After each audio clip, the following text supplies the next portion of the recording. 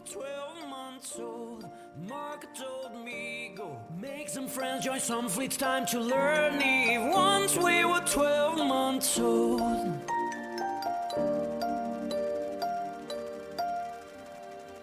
It was a big, big game, but we thought we were bigger, pushing each other to the limits. We got kicked out of Dickling. By two, we were too big to fail. In goals one proper, never reached, so we were out to make that steady figure. Once we were 2 years old, my corpsmates told me, go join a Sikh so you won't be lonely. Once we were 2 years old.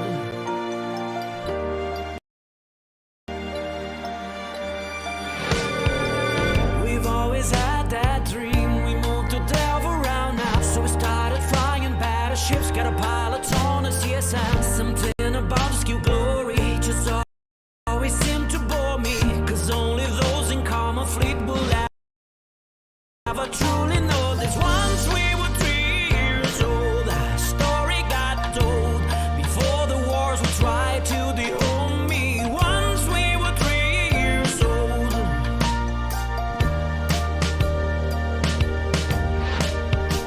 We only see our goals, we accept our failures, cause I know the newest pilot, they can make it major. I got my corp with me, I leave doors in favor, and if we don't flee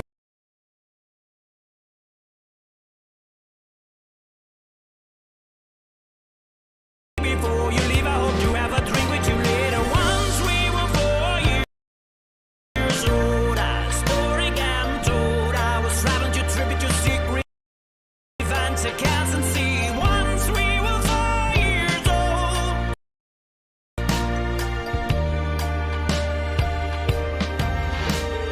Soon we'll be 7 years old. Our songs again sung. We got the game against us, we're still partying. Soon we'll be 7 years old.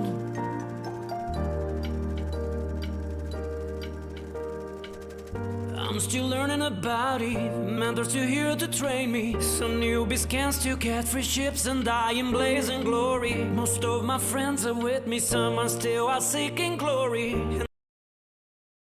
And some had to quit if my brother used to welcome back. Soon we'll be 10 years old, our family still is one. Remember, this is a game and the game becomes a lot of fun. I made an alliance happy when I wrote a song for them. I hope you'll come to SNS at least once or twice a month. Soon we'll be 10 years old, but I think the game is over. Will I have my family still here with me?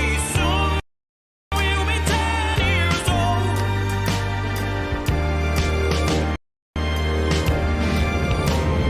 Soon we'll be 10 years old. Will I think the game is over? Will I have my family still here with me? Soon we'll be 10 years old.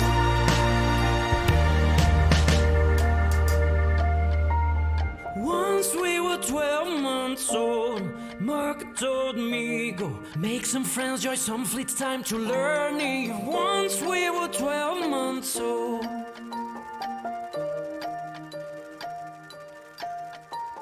Once we were 12 months old.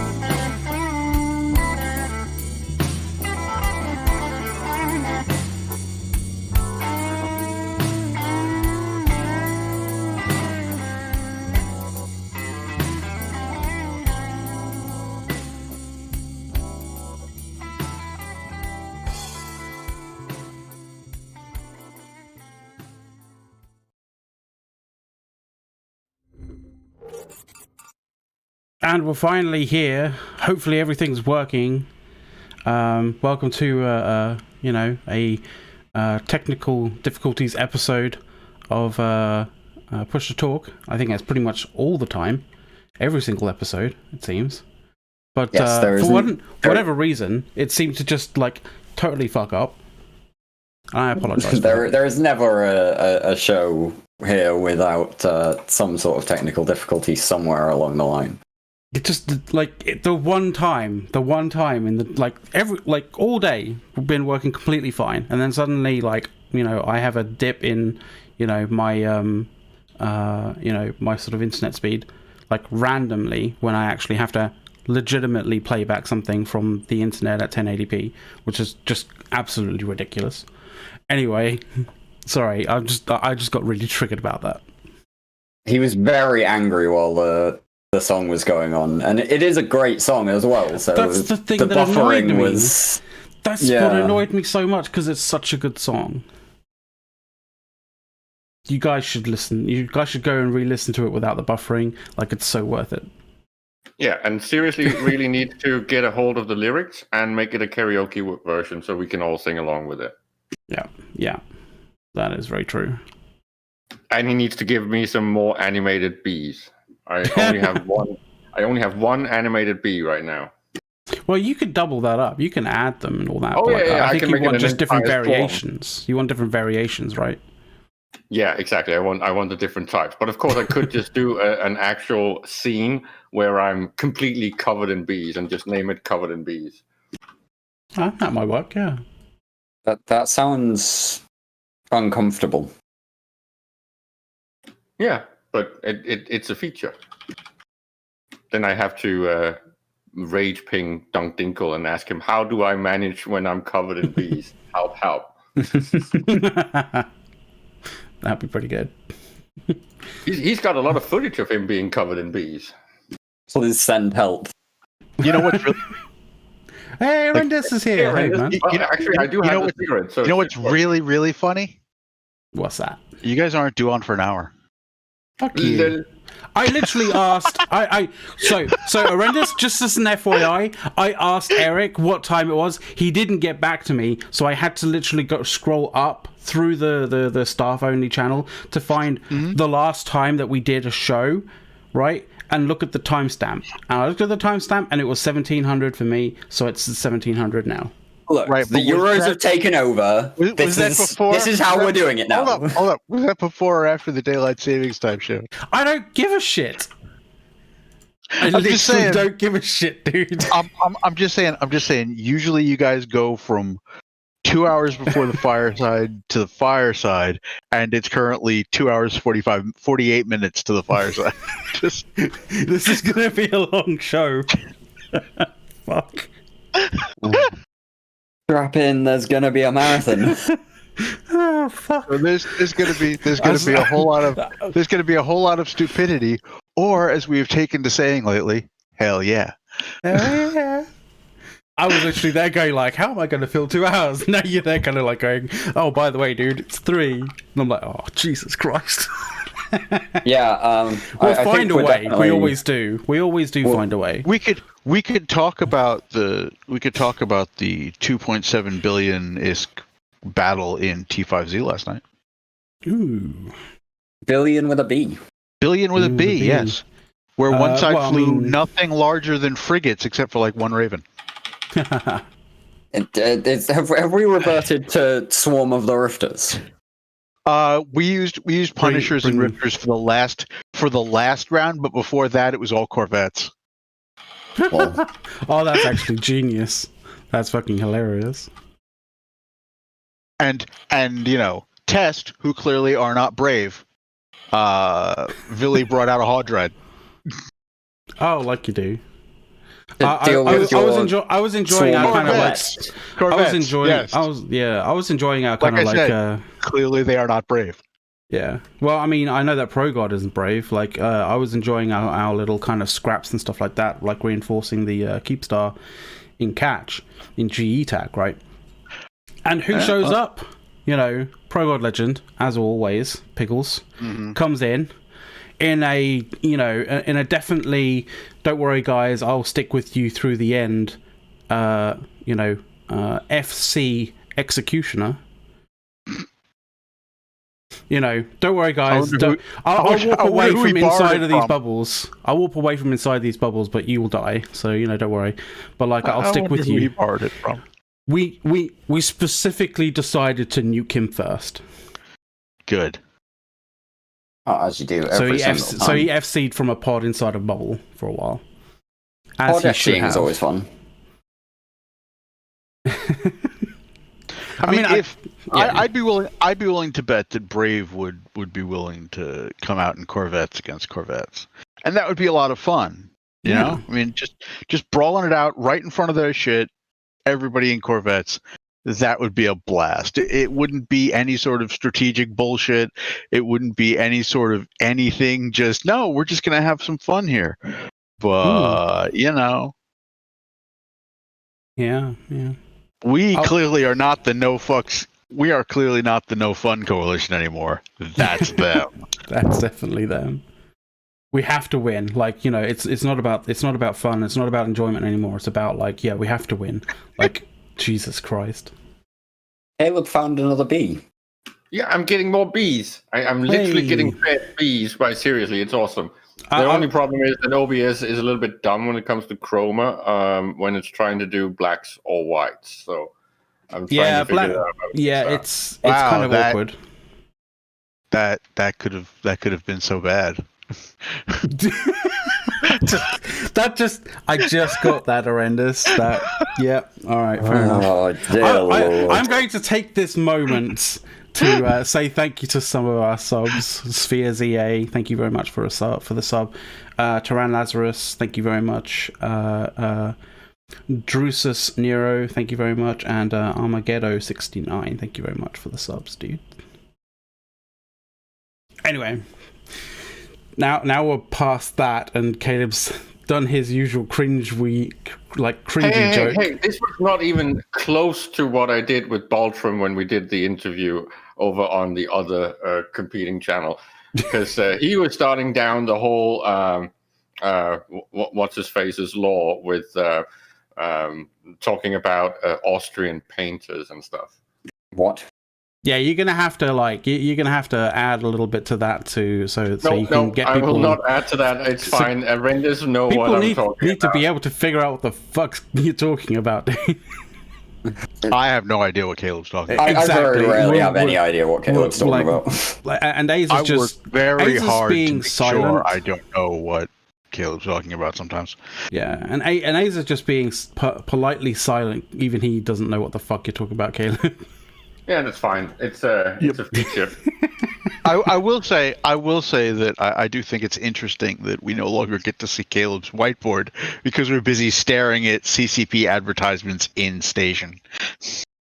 Oh, don't worry. I'm going to figure out how to get some much more entertaining background things, and then I am going to do whiteboardception, so you can see an actual background of my whiteboard in resolution.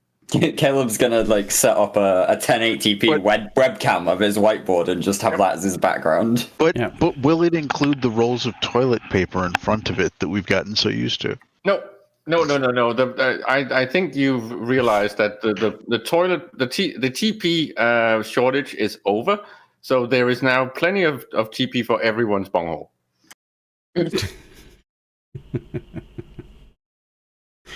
I mean, maybe over here in Europe, I'm not sure about America.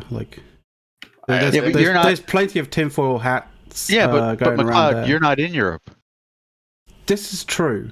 Oh, shots fired! Although technically we do have a tunnel to Europe, so it's kind of like it's not akin to a prison situation. You've got to stop and do customs there. And isn't that clogged by a queue that just stretches for miles and miles?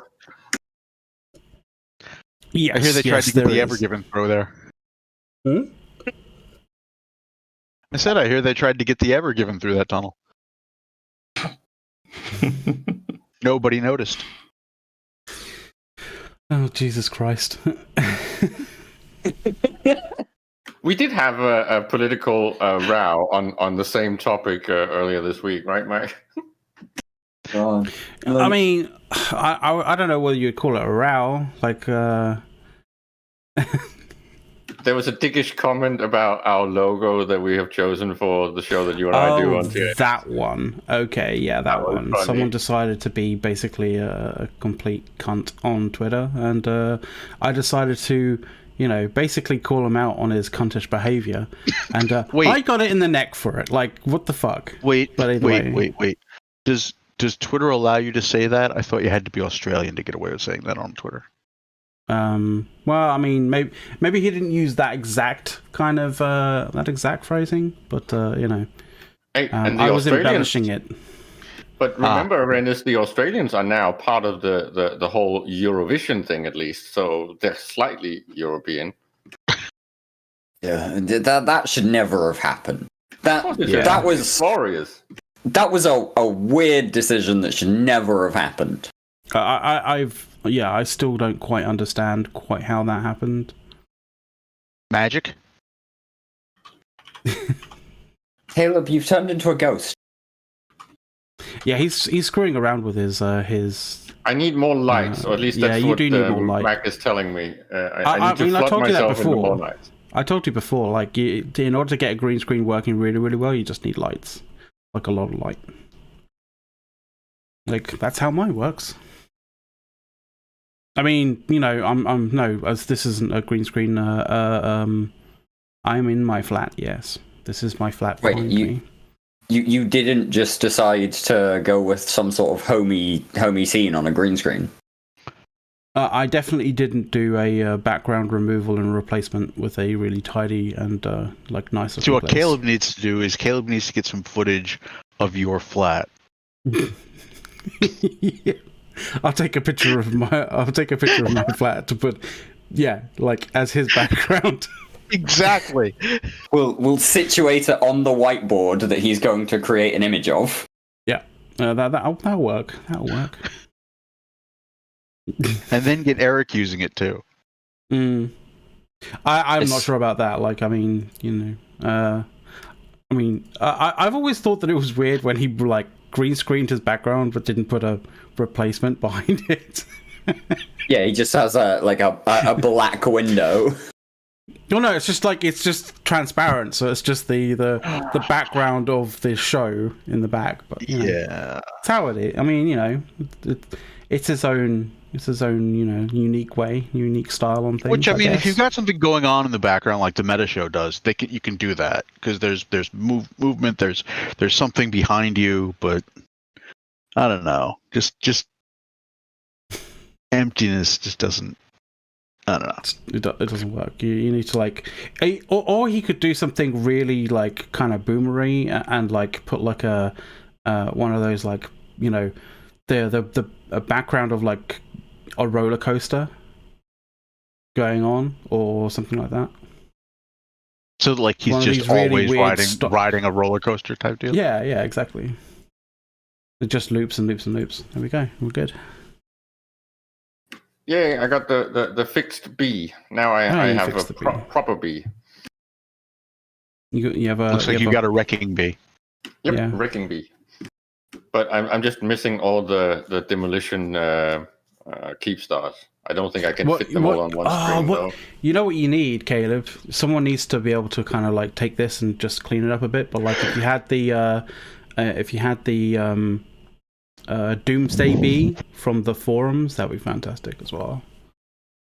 Well, I really want an animated version of the journalist bee with the little pen and stuff.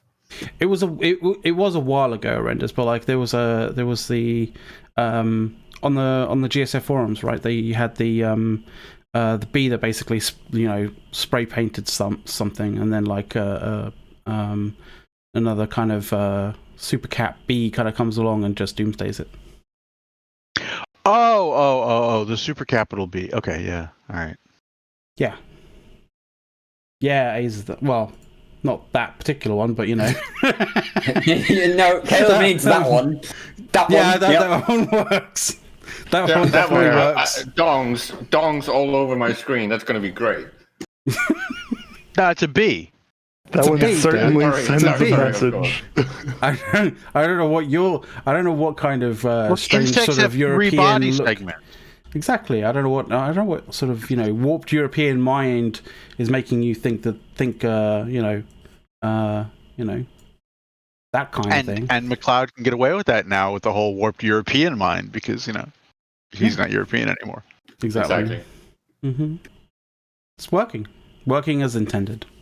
I'm just hoping that at some point soon I can have the opportunity to get Mac to actually try to send me a package. He's going to send you a microwave. That's a really odd sentence, Caleb. It's not if you know the difficulty of sending packages out of the UK right now, which is ridiculous. I mean, I haven't sent anything outside of the UK, so I haven't. But I imagine you've probably ordered something from the UK to Europe, and it's like red flagged all the time, and stuck in customs, or this, that, and the other. I can't send stuff in the mail. Really, it always gets picked up. I think I'm flagged somewhere. But Dr. Spot was trying to send a present to, I think, his cousin or something. And you now have to fill out this entire fucking export form with like several entries and taxation values and whatnot. It's like crazy. Oh yeah, the paperwork is real. Oh, that sucks. But don't worry, as I've told Bard Ghost, I am going to come and save you at some point. I'm basically bringing the missus, and I'm going to make sure that she gets crowned Queen of Scotland, and I'm going to be crowned King in York by the Archbishop of York, and then I'm going to reintroduce the Danelaw and just take all of you back to Europe. Oh God, your plan! Oh Jesus fucking Christ! It's a great plan. Caleb is staging an invasion. Yeah, he's literally staging an invasion of the UK. Because he feels like he is the one true king for some reason. I don't know why. I'm pretty sure that if they did an actual DNA test of myself and the missus, I'm sure that we can almost expect that it would actually show hereditary relationship with the original kings that I'm trying to, basically.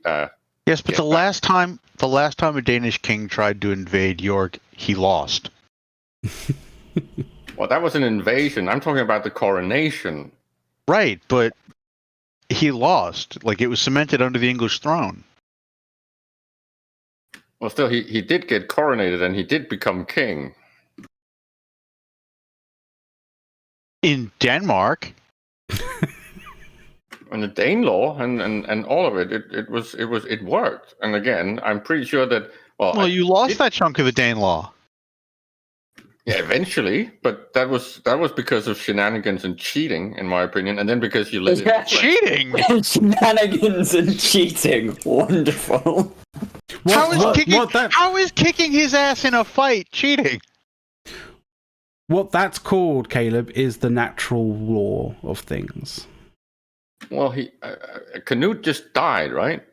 Well, and then of course he converted to Christianity. Which I'm not talking about Canute. No, but I was, and I'm talking about. Yeah, but we're talking about later. We can't talk about what Horrendous wants to talk about. Well, we're talking about what Caleb wants to talk about. I don't want to talk about the fall of the Danelaw. That's sad. But it did. It fell right down the stairs. Yeah, and look what step on the way down. look what happened to Horrendous. They became French. I didn't say it was necessarily a great thing. They became French like a week later. Oh.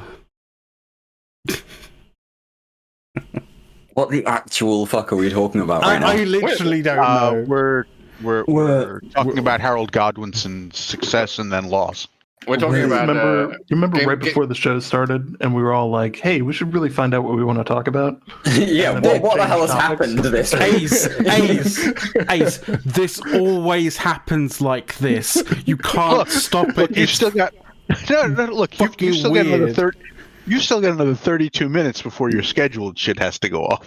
And then we still have to cover the entirety of the air gap today, right? Because there's no other shows.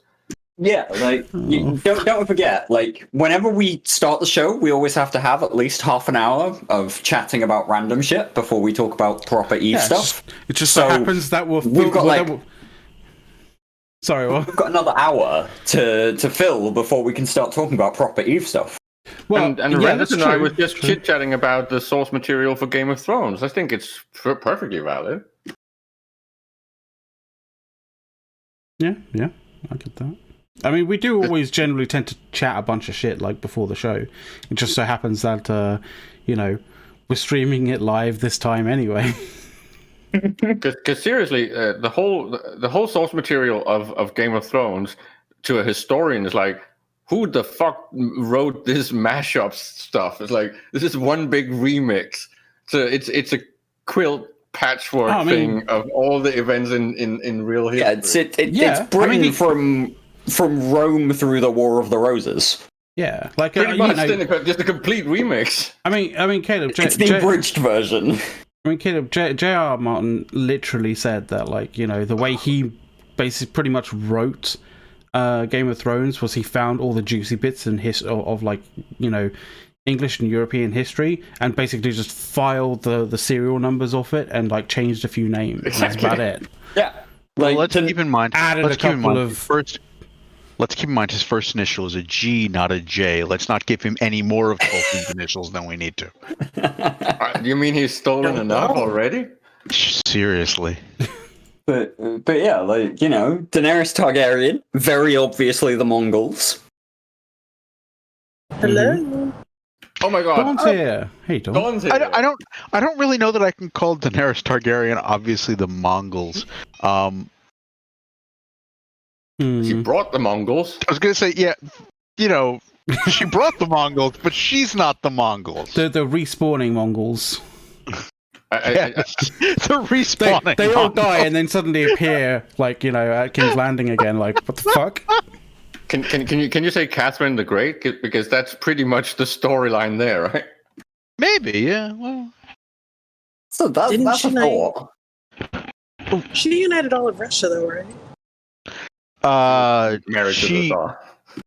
She was an Austrian who married the Tsar and then basically. She was a Dane. Hello. Over. Hello. Yeah. She was not an Austrian. I'm gonna Austrian, Dane, same thing at that point. I'm gonna say this right now. I'm terrible at history, so yeah. Empress Catherine. You guys are gonna run fucking rings around me on all of this shit.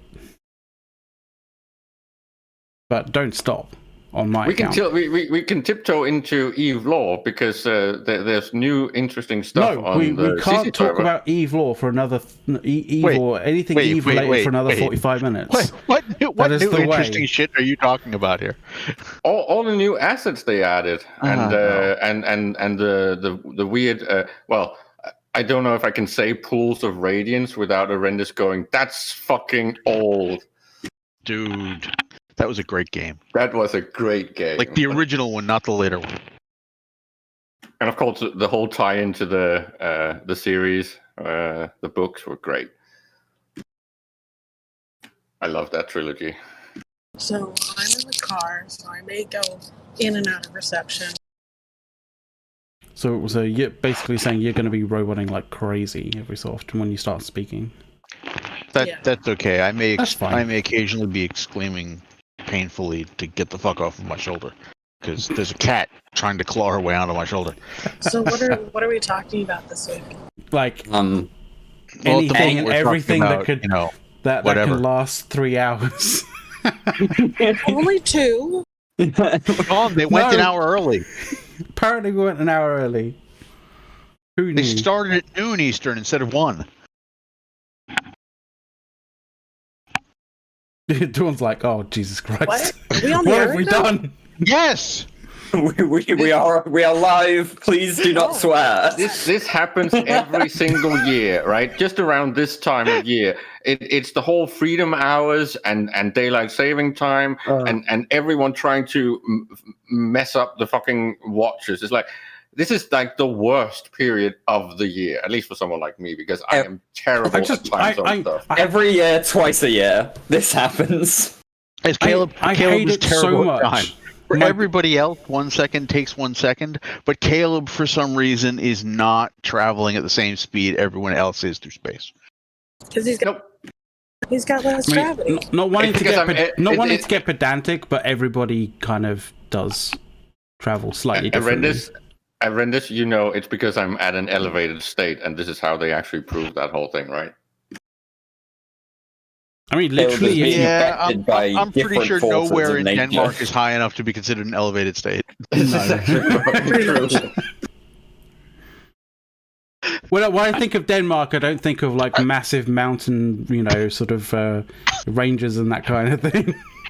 You know, when everyone else talks about the whole rising bedtime water stories. levels, we're just afraid of the fucking tide because our country might actually disappear. Yeah, besides, everyone knows the mountains are in Finland. Michael Palin told us so.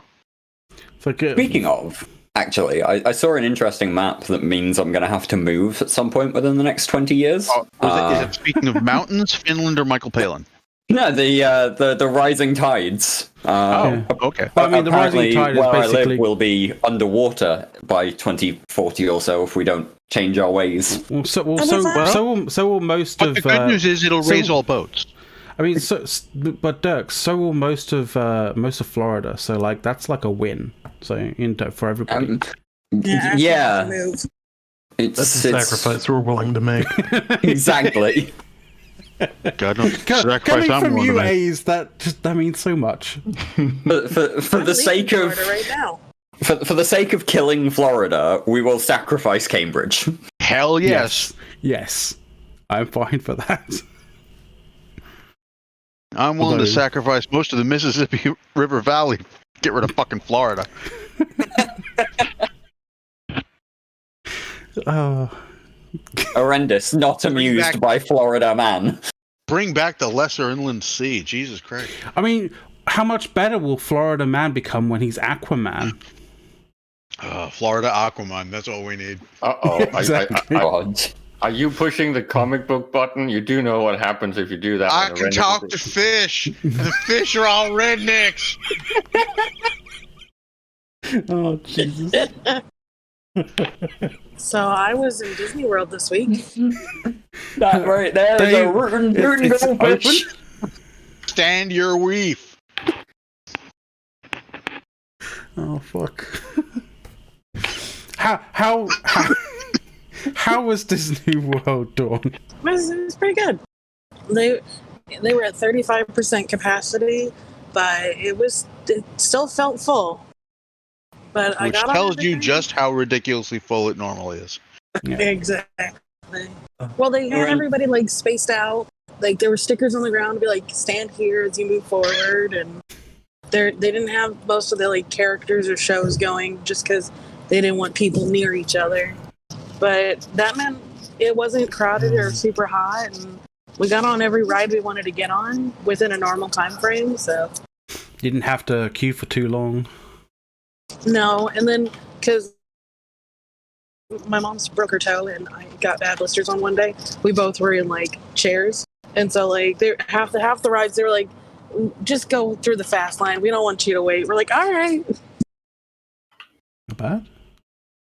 Oh, Jesus, I've just got this image of a fish now yelling, "Get off my anemone!" waving some sort of like branch at Florida Aquaman. Jesus. Would that be a clownfish? Maybe. Yeah. Yes, it would be. I just handed it to you, Dawn. Come on, give a little. Well, yeah. Tell us The about greatest- anemones and clownfish. The greatest Oh, and real enemies? life comic book crossover ever. Florida Aquaman. Florida Aquaman. Speaking of Aquaman, I have been watching that Justice League Snyder Cut like end scene area with like the Flash saving everybody, and it is so good. What studio exec thought that was what they needed to cut? Whoever they are needs to be fired. Well, Because there that was seems there was some circumstances that really isn't about executives and cuts, right, Arendis? No, WB is the one that wanted to cut that. all and go of for- the changes there. All of the changes there basically came down to Snyder having to deal with personal shit, and as soon as he did, the studio went, "Woohoo! Fuck that guy!" Well, and then they handed it to Whedon, right? And they Yeah, they told Whedon, you got to work with this, and he made what he made, which is a travesty. But yeah, I've been spending. He worked within the confines days. that he was given, and unfortunately, those confines were pretty fucking shit. Pretty bad, yeah. They shoved Whedon in a straitjacket and then went, look, edit this. And a Make big it part funny, of it was but it's not big part funny. of it was we don't want it so dark. The fans don't like it all so dark.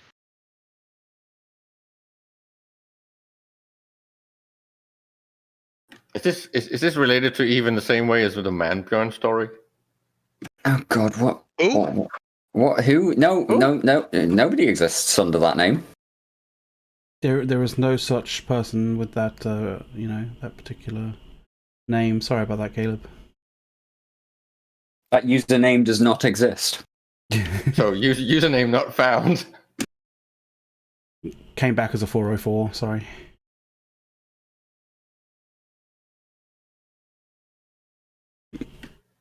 And no, RJ, I am not watching Falcon and the Winter Soldier until there's more episodes than 4, because 4 just. Oh my God! I'm not going to do it, and you're not going. If you spoil it, I will walk away. Oh, can I just ask why you haven't added these extra Bs that people have been so kindly finding for you? Because I they even do- got a GIF. I can't do it if they don't have the green chroma thing on it. Yeah, you can looks color key. bad. Yeah, They but have the chroma thing doesn't. transparency. But it doesn't It work does have, as a it does web have overlay. transparency. They're PNGs. No, they have transparency, dude. you save them as a PNG, and then you can Yeah. just And then drag and drop them in. The background layer is a transparency then. Oh, so I can just do it as files instead of web. Yeah. Because I have to do it Open with the web. original, If save it. Do if it it's, as do if it it's as files. animated, I have to use the web version. Yeah, the animated one. I'm trying to find the old Titan Swarm B, which what that is. Moomin is here. Apparently, we can start now. Only we can't because we're still 20 minutes.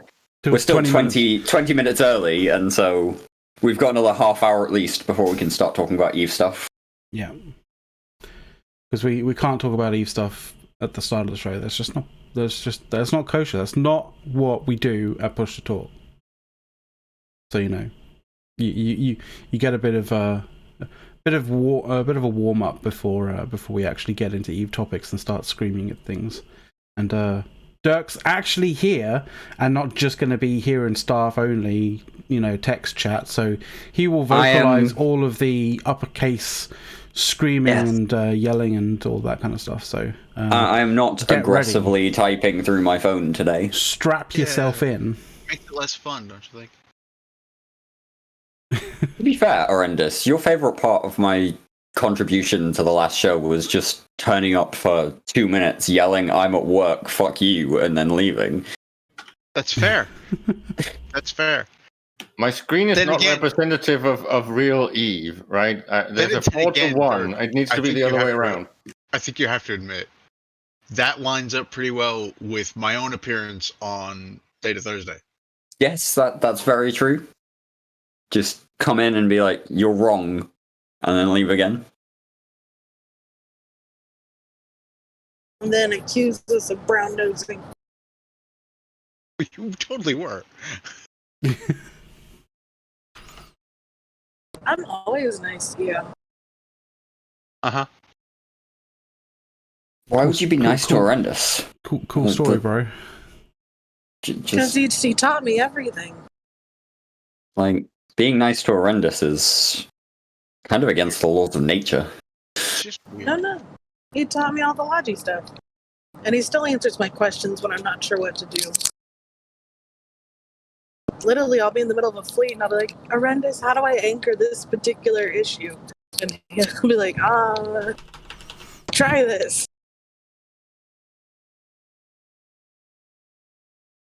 Yeah, see, that's because you assume Orendis actually knows what he's doing and isn't just consistently making up as he goes along. Yeah, but Very if I hard say to know as little as possible. if Ferendis told me so, then people don't question it as much. Yeah, well, they should. I get a lot of people trying to question like my choices whenever I'm logi anchoring, and I'm like, listen, I don't have time to go over the 30-minute spiel on why this is the way it is. Just do what I say. She does have time though to yell about being shot by Pittsburgh. Is that a Mike Flood? Happy birthday, right Mike. here? Yes, My happy God. birthday, Mike. I didn't realize the stream had started and I was too busy crabbing, so... That's because they went an hour early. Yeah, we God haven't damn it, McLeod. we haven't officially started the show yet. Fuck- we're fuck still in you the all. pre-show warm-up. This is the pre-show. But it's on air. Fuck you all. Yeah, it's on air. It's the McLeod pre-show went, "Fuck show. it, we're doing it live." Yeah. We didn't have a Fucking- State of Thursday, and we're not having a meta show today, so we have extra push to talk. Yeah, there we go. 50% extra push to talk. Because we're so, we're such a giving community. Added value.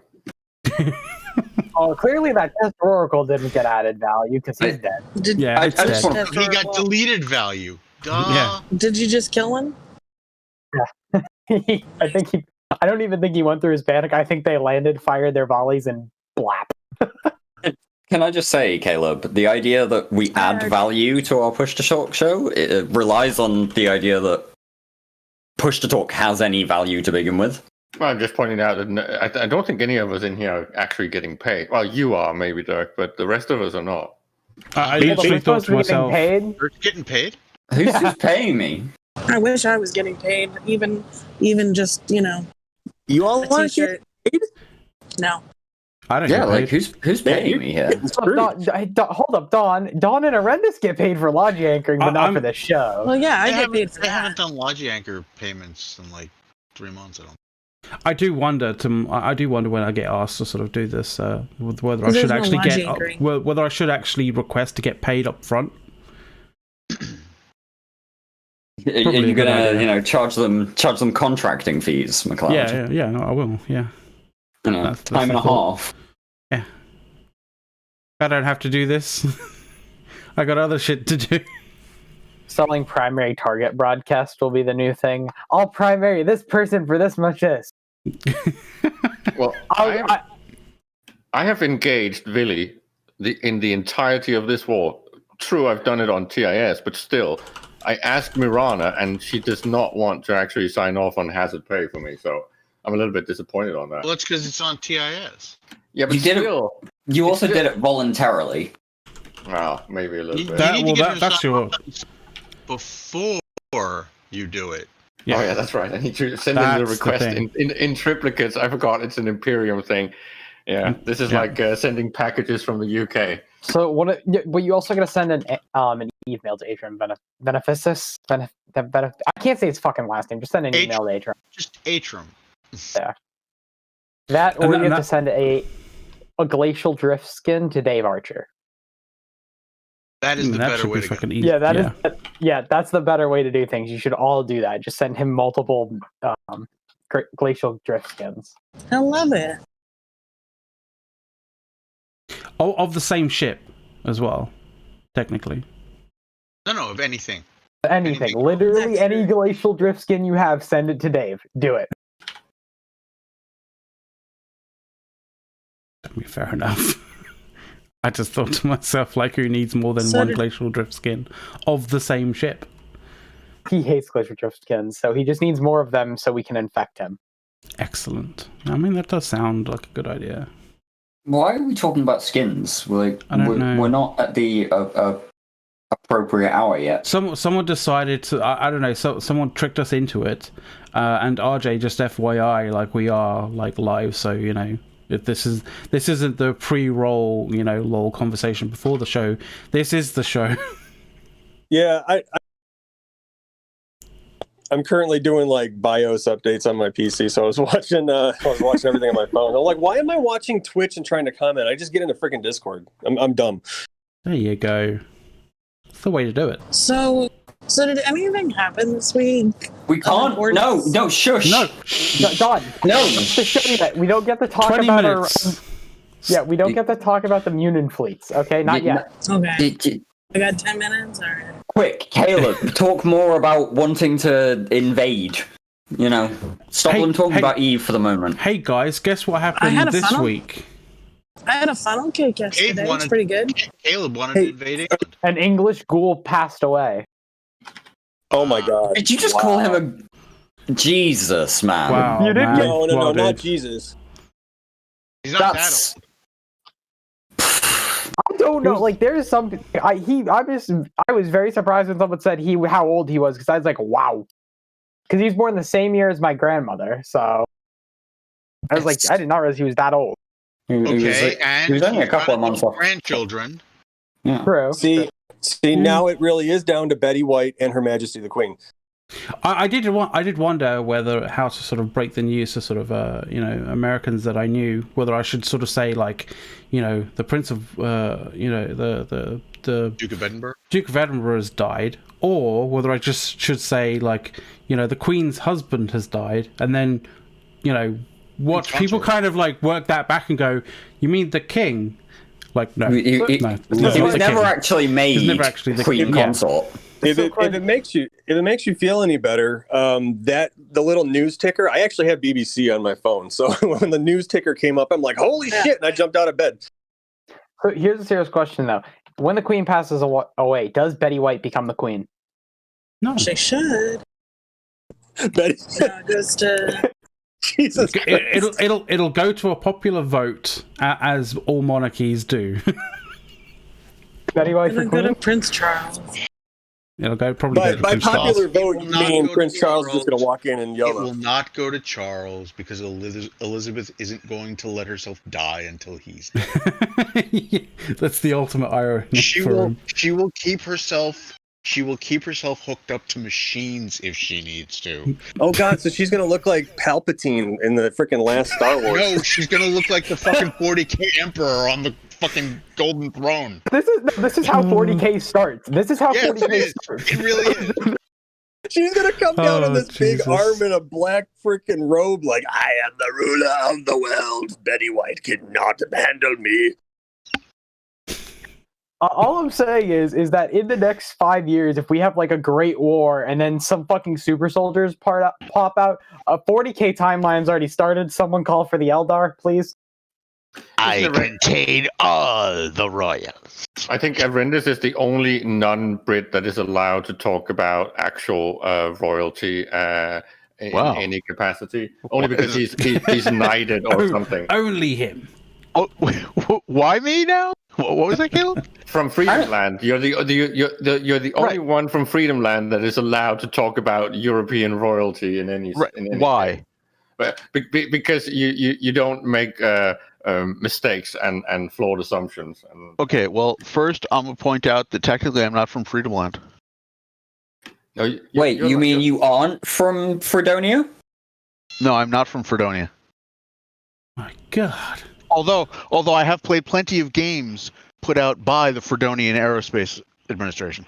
My entire life is a lie. Up is not up is No, down, down is up. I was born in Naples.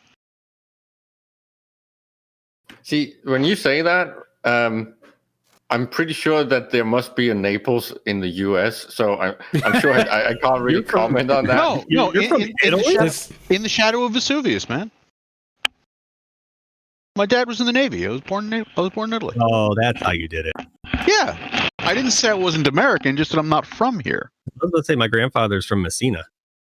And believe me, when I want to piss off some of my extremely Italian American friends, I just point out that I'm more Italian than they are. Pretty good. Why didn't you claim a double passport thing? Because that would require compulsory military service in the Italian army. Dum dum dum. They do I'm have not cool, stupid. they do have cool attack helicopters that they sell to Turkey. Just saying. They do. It's true. Actually, excuse me, the Turkish police, not just the military. Well, at this point in Turkey, is there really a difference? No, I was waiting for it. I wasn't going to say it.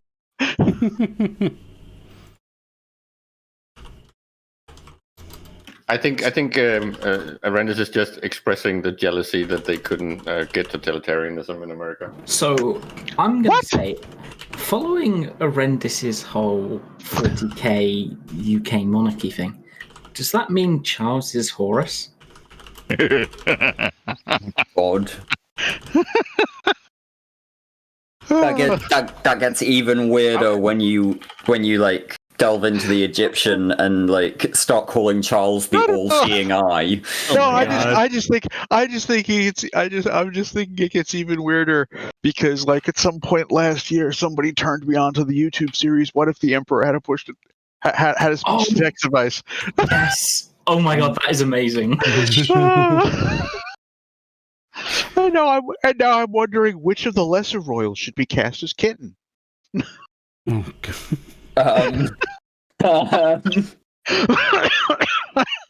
Dear fucking god, what have we started? Arendis is killing himself out of laughter. I'm thinking Harry. Please stop trying to kill our good Logi pilots. Thank you. I need them. Even though, like, yeah, I need my Logi pilots. Thanks. So it's pre-show. Are we allowed to talk about Eve yet? No. 20 minutes. 5 more minutes. 20 minutes. 5 more minutes, and then we've got the 20-minute timer. I'll frame it this way. Yes, exactly. I'll frame it this way. I play this game on the side. Many of y'all might know it. I don't know what it is, but are we gonna like be able to fight soon where I can just lose all my shit? Dude, we've been trying to have fights. We tried to have some real serious fun last night. Like why are you indulging him? Total and complete fucking abandon. All right. Honestly, we have rules and conventions, and you're just taking a shit all over it. It's like really big asset that I want to get rid of, and I'm trying to make it die in a big thing. Okay, your best bet to do that is PM Dave Archer and say, "Hey, can I ask you something?" Just ask him that, and you know what? Generally, that works. And then when he finally replies, tell him that you have some skins for him. I will say though, what we did last night at Arendis was the single stupidest thing we've ever done, but it worked. If you've got a big thing that you want to get killed, all right, you PM Villian, you tell him you've got a big thing that you want to get killed, but you will only let him kill it if he actually undocks, if he commits to actually undocking only corvettes when we bring corvette fleets into T5Z for the rest of the war. You may want to phrase that slightly differently. Villy might treat it as a bit of a common and I'll get out bit awkward. I'll get out of tether range and just sit there 1DQ. They got to come to me. I am lazy. No. They won't do that. Do you know how expensive that? Can I just buy that now from you? Then I'll sell it later for 5 times the cost. I want to be that single catalyst, that spark that sparks the freaking big one. So you just got to pull a boat then. Yeah, just jump to something by mistake. Accidentally jumps into T5Z. Accidentally won't save it. Just go start a fight on Platinum Moon. Rules and conventions and traditions and people just defecating all over them. Yes. No one cares, Dirk. Well, Philip is dead. It's a new day. He kind of sort of didn't. He was the one who made all the arrangements on how things were done. He's gone, so now we have to find a new way to do things, Dirk. Just the shadow. You know what I just realized? We haven't seen Eric in a minute. Are we sure that Eric isn't him? As I said in the in the ping, Eric's away, so the cats can play. That Mrs. Eric is the Queen of England. Hey, how do we not know this? Maybe Eric is secret royalty. You never know. I would imagine that was secret Italian royalty. That would make more sense. Mm-hmm. So, has no one actually done the ping for that we're live? Yes, I did. Went out like an hour ago. Yeah, when we went live. By the way, Bart, we're live. Yeah, just remember we are. To reinstall. Oh no, okay. my time on my thing's messed up. Ignore me. So wait a minute. No, it's not. He sent out the ping an hour early, Bard. And seriously, isn't the Mittani kind of likely to actually be Italian royalty? And does that explain the whole connection between Arendis and Mittani? No, he's not Italian royalty. He's You're Italian just making descent. you're just making shit up now, Caleb. No, I'm not. His family. I'm pretty sure that His family was like, you know, his grandfather or great grandfather was like, you know, the head of the Supreme Court of Italy or something, and basically one of Garibaldi's advisors. Not royalty. Are you sure that family is not royalty? If you go back far enough. If you go back far enough, it's fucking Italy. Everybody becomes fucking Caesar if you go back far enough. You go back far enough, and everyone's related to Charlemagne, right? Well, that's not quite as far back as Caesar, but sure. Well, it depends on which Caesar. Yay, we're back on history. Well played there, Arendis. Goonie in chat is suggesting, you know, Italian royalty like the Pope, but I'm pretty sure the current Pope is like South American or something. He's Argentinian. He's from Argentina. He also doesn't live in Italy. And technically, wasn't Charlemagne actually a Caesar? Monarchy. Yeah, no, he lives in his own little nation state. That lives in Italy. His nation state lives in Italy, but he doesn't. Title-wise, Weird wasn't situation. Charlemagne actually a Caesar since he was the Holy Roman Empire, right? I don't think he was ever actually declared a Caesar. Yeah, The Holy Roman Empire, Holy Roman Emperor title was supposed to be the follow-on from Caesar. Yeah, I but can't remember what the full title was though. What Caesar's title was? Julius Caesar was the like consul of Rome.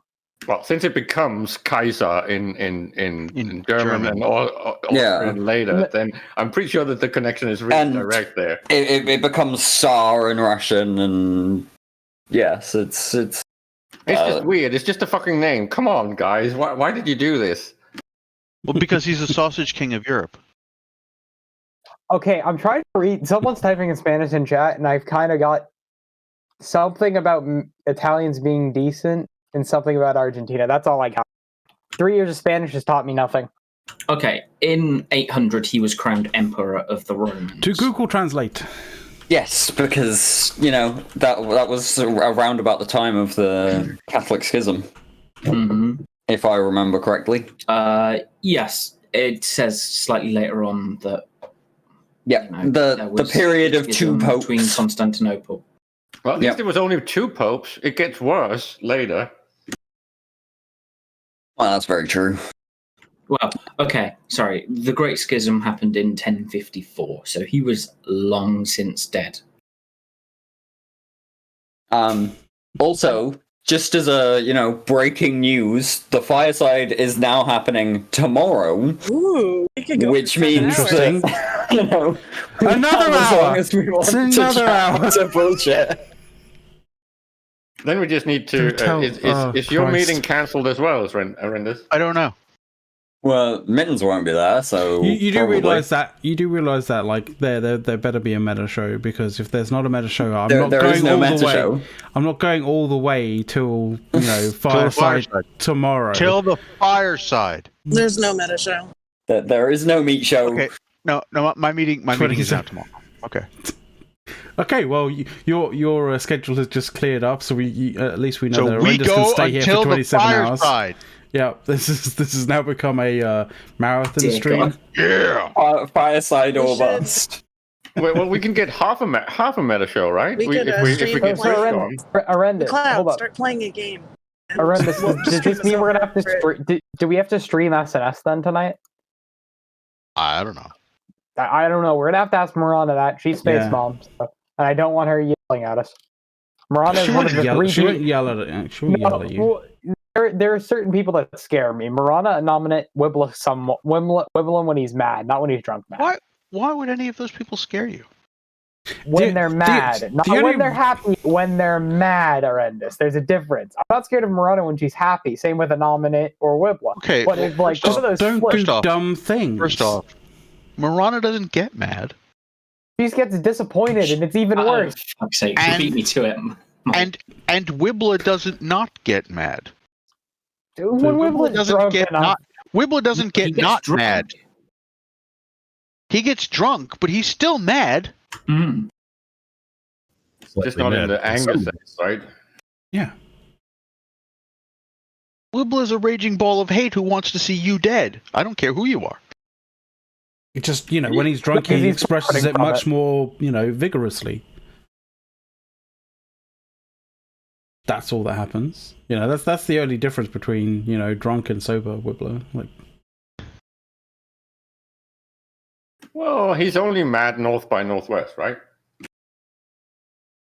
I don't know if I go that far. Again, I am amazed that Arendis was the only one that giggled, and we have a room full of Brits. It's so embarrassing. I was distracted by Sikandar asking if Wibbler is British mad or American mad. Arendis, do you think we can get them to hand over their passports because they didn't get that one? I don't want to say he's Viking mad. Like, yeah, our passports have all turned blue. We don't like them. You can you can have them. Their passports are useless. They don't even get you into Europe anymore. Well, they get them into America, right? They barely get you out of Northern Ireland. So can we talk about that Ruckle fit?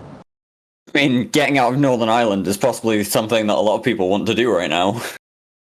I mean, they certainly don't get you out of Northern Ireland in the right direction. Who could ever have predicted that, Brexit might cause the Troubles to start again? Yeah, now it's getting hot and political. Should we steer clear from this? What, steer clear of the... are we steering clear of the Molotovs, or are we steering clear of... But we have 27 hours to go. Dirk, I think you want to steer clear of the Molotopics. Right, okay.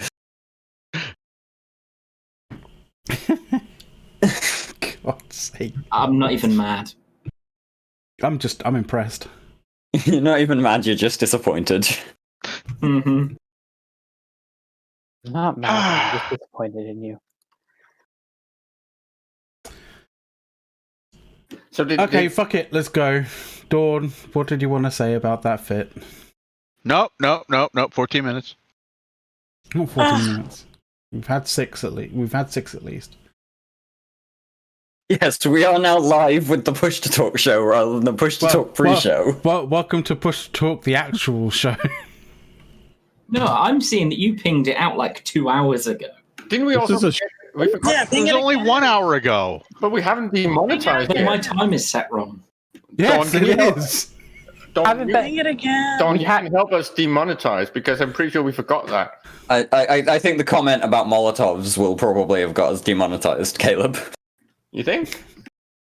Yes. Twitch doesn't like certain Russian names. No one on Twitch watches our show. It's fine.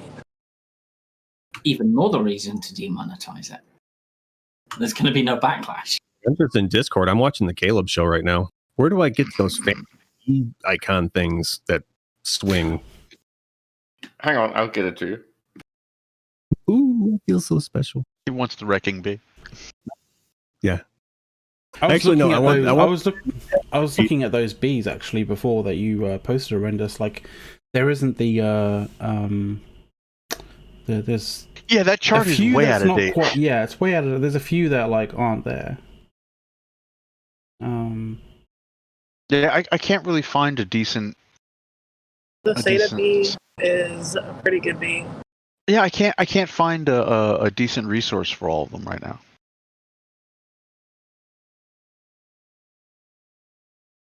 The Scrooge McDuck bee. The best bee that Caleb's got on there right now is the Sub-Zero bee. Because there's no way to actually get it. Mm-hmm. That's a collector's item I got from A's. Mm-hmm. There's no way to get access to that one anymore. Wait, what? The Sub-Zero bee? Shit, I never took it when it was there. It's unfortunate. Damn it. Oh dear. Yep. Limited time. Got caught napping there. Oh! The Linkway bee. I was wondering what that bee was, but now I get it. I mean... There's a B that Caleb is still missing, which has 3 sections. And he's not putting that one up. Just accept that he's not putting that one up. So look, Caleb's the one that wants to get demonetized. I think that might be a quick way to do it. Yeah. It probably would. But he's too much of a punk to do it. Wow. Did you just do that? You just did that, didn't you? Of course I did. Why wouldn't I? You know how that works, right? So what I was going to say earlier when Dot asked, what did we do this week? We got a bunch of fights in Munins. No, we're supposed to wait 11 minutes. minutes. More minutes. 11 more minutes. What we're waiting to... Additions and rules and stop defecating all over the mic. Fuck this, American. All we do is defecate over the rules. What do you mean? Sacrifices, dogs and cats live together. Mass hysteria. Yeah, I mean, you don't want to have to deal with Galaxia. Walter Peck, do you? Do not make me break out the caps lock, damn it. That's my job. I'm the one who all caps pings and then gets yelled at. Yeah, but that wouldn't be a ping. All caps Sure. yelled at for all capsing. Pings. That's happened before. This is cyclical and really, really weird. It happens. We've also just been joined by Galaxia. Evening, dude. Yeah, but you're right. Oh, they're all coming in now. Damn it. I've just got to say, the reverse psychology was painful to watch. Come on. It always is. It How do you worked, do? though. So how is everyone then? I'm still trying to come to terms that this show has now been unironically elongated by 25 hours. What? Yes, this is now a marathon. Wouldn't it be 26 because they're still at initial hour? I was working in my head and I was just failing completely. So No, actually, you're right. You're right. No, you're right because it's 24 plus the 3. Yeah. To give you your 27. So you're good. You're right. I was off there. Well, That's since the numbers do be hard. Well, to be fair, right? Since the Pappy dudes are not giving us reasons to do these long shows, we're going to have to make up some reasons ourselves, right? I got a few. Makes sense. I mean, I can go cause one. I can undock and we can do it live. So here's a question. Do I go Fanatic Assimilator or do I go just like genocidal robot? Always genocidal robot. Yeah. Mm. Let me guess. Never not genocide. What'd you say, Bart? Stellaris? Yep. Check Discord because I'm literally playing it in the background right now. Why is it that every time I hear someone playing Stellaris, it's always to do with genocide? Because genocidal robots are the best. Look, it's Stellaris is genocide in the same way as RimWorld is war crimes. That's just how these things go. Okay, RimWorld is not war crimes, okay? You guys are weird. Yes, we know we're weird. We're evil. RimWorld is absolutely a war crime violating simulator. the Geneva Convention every day, all day. I don't have to give my prisoners, food or water or let them keep their organs. RimWorld is just human rights, Yeah. It's possible organ harvesting. How to break human rights 101. Actually, I'm going to be getting RimWorld. You don't need that actually have it kid. yet, but You have two.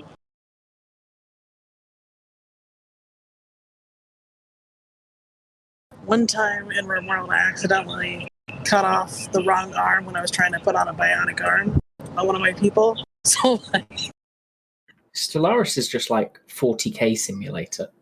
Dawn I'm currently running around as the Adeptus Mechanicus trying to assimilate everyone.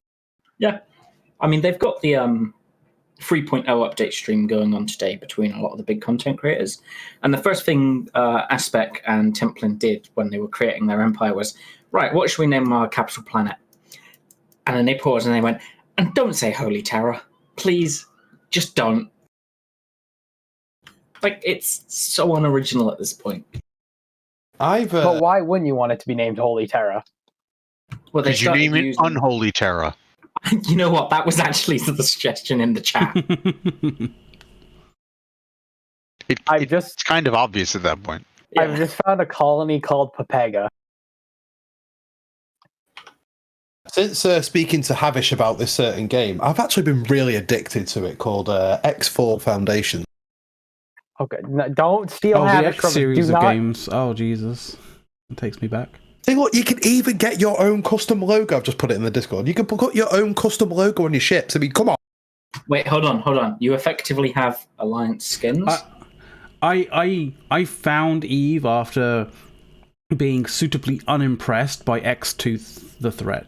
And I was like, I need something else to play that like is actually a little bit more expansive. X4 and, like, is the dog's doodahs. X4 like a massive fleet building simulator. Basically, yeah. Empire building. I would say it's Stellaris, but real time. Yeah. Like more elite / Eve like. I wonder what the specs up. I don't know. I would like to say that Donald Sprunk, like, I remember Independence War. I remember the first Independence War and the Age of Chaos one. They were two great games. Before that transformed, I thought that was a skinhead bee, horrendous, so I'm not gonna lie. Obviously, it's not.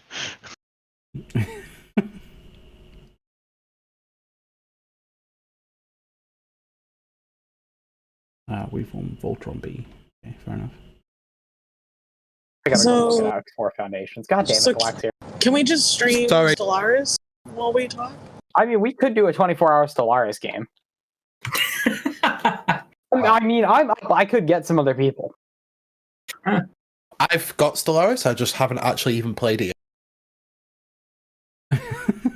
I was about to say, well, if any of you guys want to actually like chuck it on stream, kind of thing, that's probably broken something.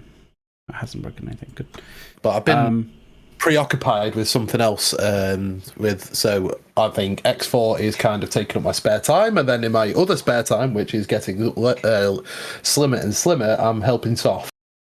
Also, I'm going to do a shameless plug in here, guys. Anyone that's watching, Sunday practice thing on the Thunderdome for the Anger Games, the tournaments, be there on EVNT. Aren't we? Sunday we are doing a practice. GP on Sunday again. Yeah, Sunday. Did you not get the memo? Memos? What memos? No memos. Dirk, here. you're the host. No memos here. The slot that you put the memos through for Dirk like feeds straight into like a little puppy woodchipper. Shredder, yeah. It's a hopper leading into a shredder. Okay, yeah. So no memos here. Thank you. Oh God. Okay, so we are live on. We definitely live are, tomorrow. Galaxy. Yeah, we've been live for a while. I just. Okay. I mean, you shamelessly plugged, so you knew. Yeah, I kind of did know, but I mean, I was also kind of half serious. But yeah, okay.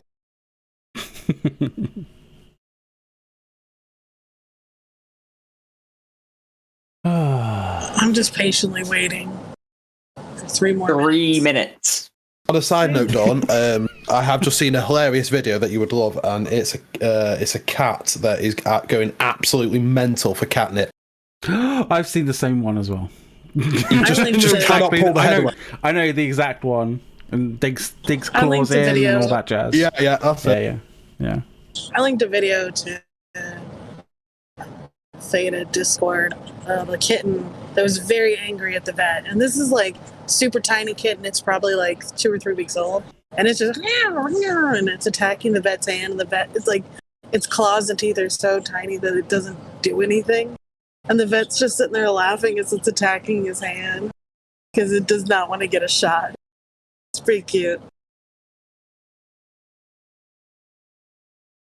If you need a pick me up, there you go. Speaking of cats, Arendis, has yours stopped trying to like? For the moment, chop your the arm off? shit out of you. Yeah. For the moment. As soon as you said that, she starts meowing again. And shows up. And shows right up. Thanks, guys. You're very welcome, Arendis. It's like, has your cat stopped trying to maul you? Oh, that's right. I was trying to maul you. So is there a countdown for when you can talk about stuff in EVE? Or... Oh my God. 2 minutes. 2 minutes. Like not even. Like probably a minute and a half, if that. Fucking. Just ask it. Yeah. Just no respect for the conventions of push to talk. Honestly. If you know anything about me, you know I literally disregard conventions, practices, the works. I'll just like make my own mold. Well, disregarding conventions is probably not a great idea if you're trying to actually go to one. No, I know, right? It's 1 minute. Yeah, I mean, you say that as if conventions are ever going to happen again. They are. Oh, fuck! God damn it! You see what you did?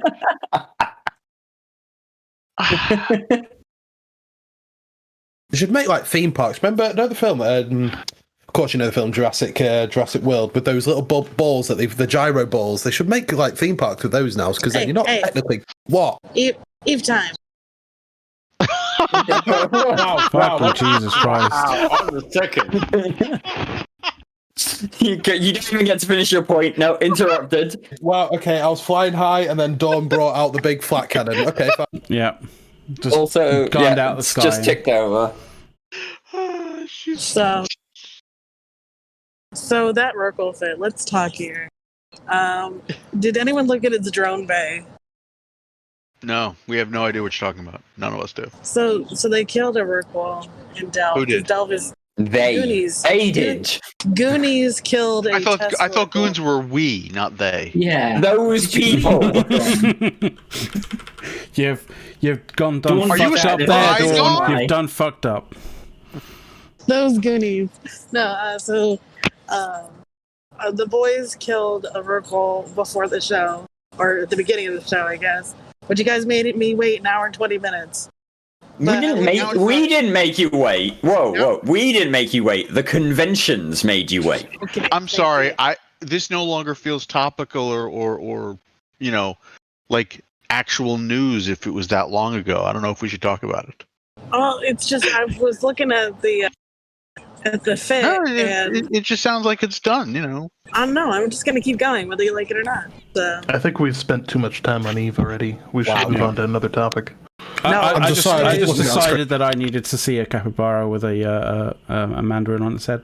Yay, capybara! And share it with the world. If you have a drone bay of 5,000 meters cubed, you should probably have more than 10 drones in there. Why? That's ISK inefficient. That could be the drones that were left after he lost the rest of them. Let's be real. No, he lost all his excavators too. He had 10 acolytes and 5 prorators or praters, whatever it is. Yeah, normal drones don't try to kill them out if they're deployed. Yeah, okay, but when you can hold 600 drones in there on top of your excavators, I'm just saying. Maybe you lost all 600, Dawn. Come on. Yeah, I think that Rorqual kind of just knew he was dead because one, he wasn't even prepared for it to start with. He wasn't prepared to be able to defend himself, and we had abyssal damage control. Sorry, sidetracked. But yeah, that's a very interesting fit. So Pink Fat Rabbit just put my new narrative in chat. I'm running with that. The T5Z market is drying up. He couldn't get the stuff to fit it properly. I love the way that. But yeah, I love the way Galaxia basically did a Caleb there with the a thing.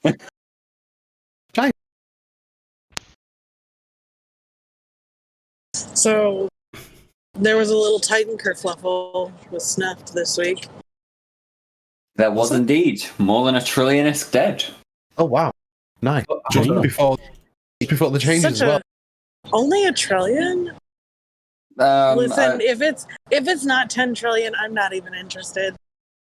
It's not 10 trillion, mostly because the industry changes haven't come in yet. Dawn, let's be real, right? RC and Snuff there had more balls to get into a Titan fight than Villy does right now. So there is that. That's very true. Yeah, 1.1 trillion apparently. That's only because he's doing a lot of self-stroking about how far he's come in this whole thing, and he thinks he's doing a really good job, but as soon as he's completely realised that everything in the backfields is gone and Horde leave, and then he's left in here with us, he's going to be looking for the door. That's my view on it, by the way. It's like, hey, corner a fucking angry dog with a bunch of teeth. Not a good idea. And then try and stroke it. And then lose the backup that you had. Well, their whole thing is basically they just want our guys to quit. But... Oh, there we go. Dawn's finally decided to robot. Wonderful. Well, she said that she will eventually, and it's definitely she's not actually happening robot. now. She just Yeah. But no, like we don't need to like trap them in with a dog that's very angry. We'll just trap them in a cage with Horrendous's cat. Let them get mauled. I was gonna say, if we really want to do something, let's give them Laz with a couple energy drinks in a blaster battleship fleet, and just tell them how no. Just Horrendous's cat in a cage. That's all you really need. I think Canty said it there. That's why the Blue Donut is here to stay. Yeah, so it's going to be the new coalition of Nullsec. I think they've haven't they completed their Blue Donut all the way around by getting by capturing a whole bunch of shit and fountain that people didn't really care about. I saw an image this morning. I'll try and find it again, but it sums it up perfectly. I mean, it's going to get to the point where if that Blue Donut doesn't break for whatever reason, then they're just going to go like to wormhole alliances where they have staged fights. Yay! Yep. Yeah, it's always fun. All right. To the point where you get like evicted. Well, yeah. Just do a bunch of prearranged bullshit, like 50-man battle cruiser fleets. Still boring as hell. So I'm just going to ask out there: has anyone made any investments for this patch, like buying anything up or buying something expensive because the price is going to go up? Or I thought about it, and then I was like, I probably missed the boat there. And then I thought I probably didn't miss the boat. I probably could have bought in, but now I definitely have. So I'm just like, fuck it. I bought. I spent a fair bit of cash. Guided a couple of the people on what to get and whatnot. But yeah, there's going to be a lot of money made from this. Oh yeah. I'll tell you, as soon as this whole thing got announced, all right, I went and made sure I got myself a Praxis because CCP is apparently thinking they might be getting more difficult to build. You might have to use 2 Tritanium for your Praxis. I want to sort of ask kind of this a little, sort of go back quite a lengthy period of time to the point where the CSM and CCP came out with a statement that basically said, "Don't worry, guys, we won't release ridiculously huge patches that'll affect a massive proportion of the game in the middle of a massive nullsec war." What happened to that? No, I'm not going to shit on them for that. Let's be real. They did wait, and this war is taking that damn long that they can't wait that much longer, right? Well, that isn't. That isn't technically. That isn't our fault. That's fucking Villy's fault. It's certainly not CCP's fault that Villy can't pony up. Like, sure, if this was a 6-month war, yeah, I expect they would have done it post-war. But we're hitting the point now where they're probably sat in meetings going, we've just got to do it sooner or later. We can't keep waiting. Yeah, we can't wait for ProGod to start fluffing Villy to get him ready. Month 16 of scarcity. Just out of interest, has anyone seen that site? I think it's Reaver made or linked or whatever. Has anyone seen how much a Vanquisher is going to cost after the patch? Not an obscene amount. It's 1.4 trillion to build a Vanquisher. Oh, is it up to that now? Yeah. There's 2 basic parts to the whole. Do you remember when CCP said they're not going to do that? idea. Okay. First, yeah, like the war is definitely going on longer than they would have expected. Although I don't know why they would have expected it wouldn't go on this long. Both sides are going to be very conservative about risking the assets to let them continue the war. So the war will continue. And second, this is the same company that said, yeah, listen, we're going to use our own forums to talk to people and not go on Reddit anymore. Well, look, Arendis, you're just salty because you get slow-moded out. It is funny that I've been specifically targeted by CCP, yeah. Also, isn't it fun? I mean, going back to that, it's also, this is the same company that said at first that CCP, we will not get involved with injecting skill points into the game. We'll keep that as a market, as a player-driven market.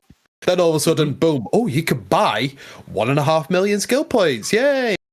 Look, we just have to trust them because they know what they're doing.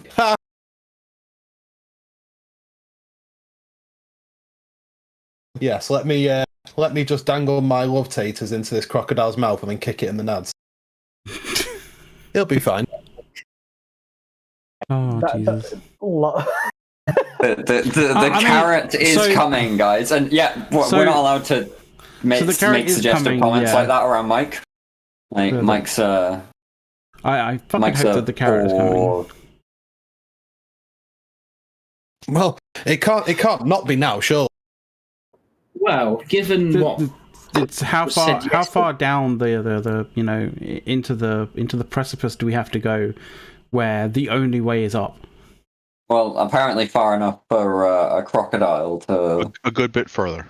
Take a snap.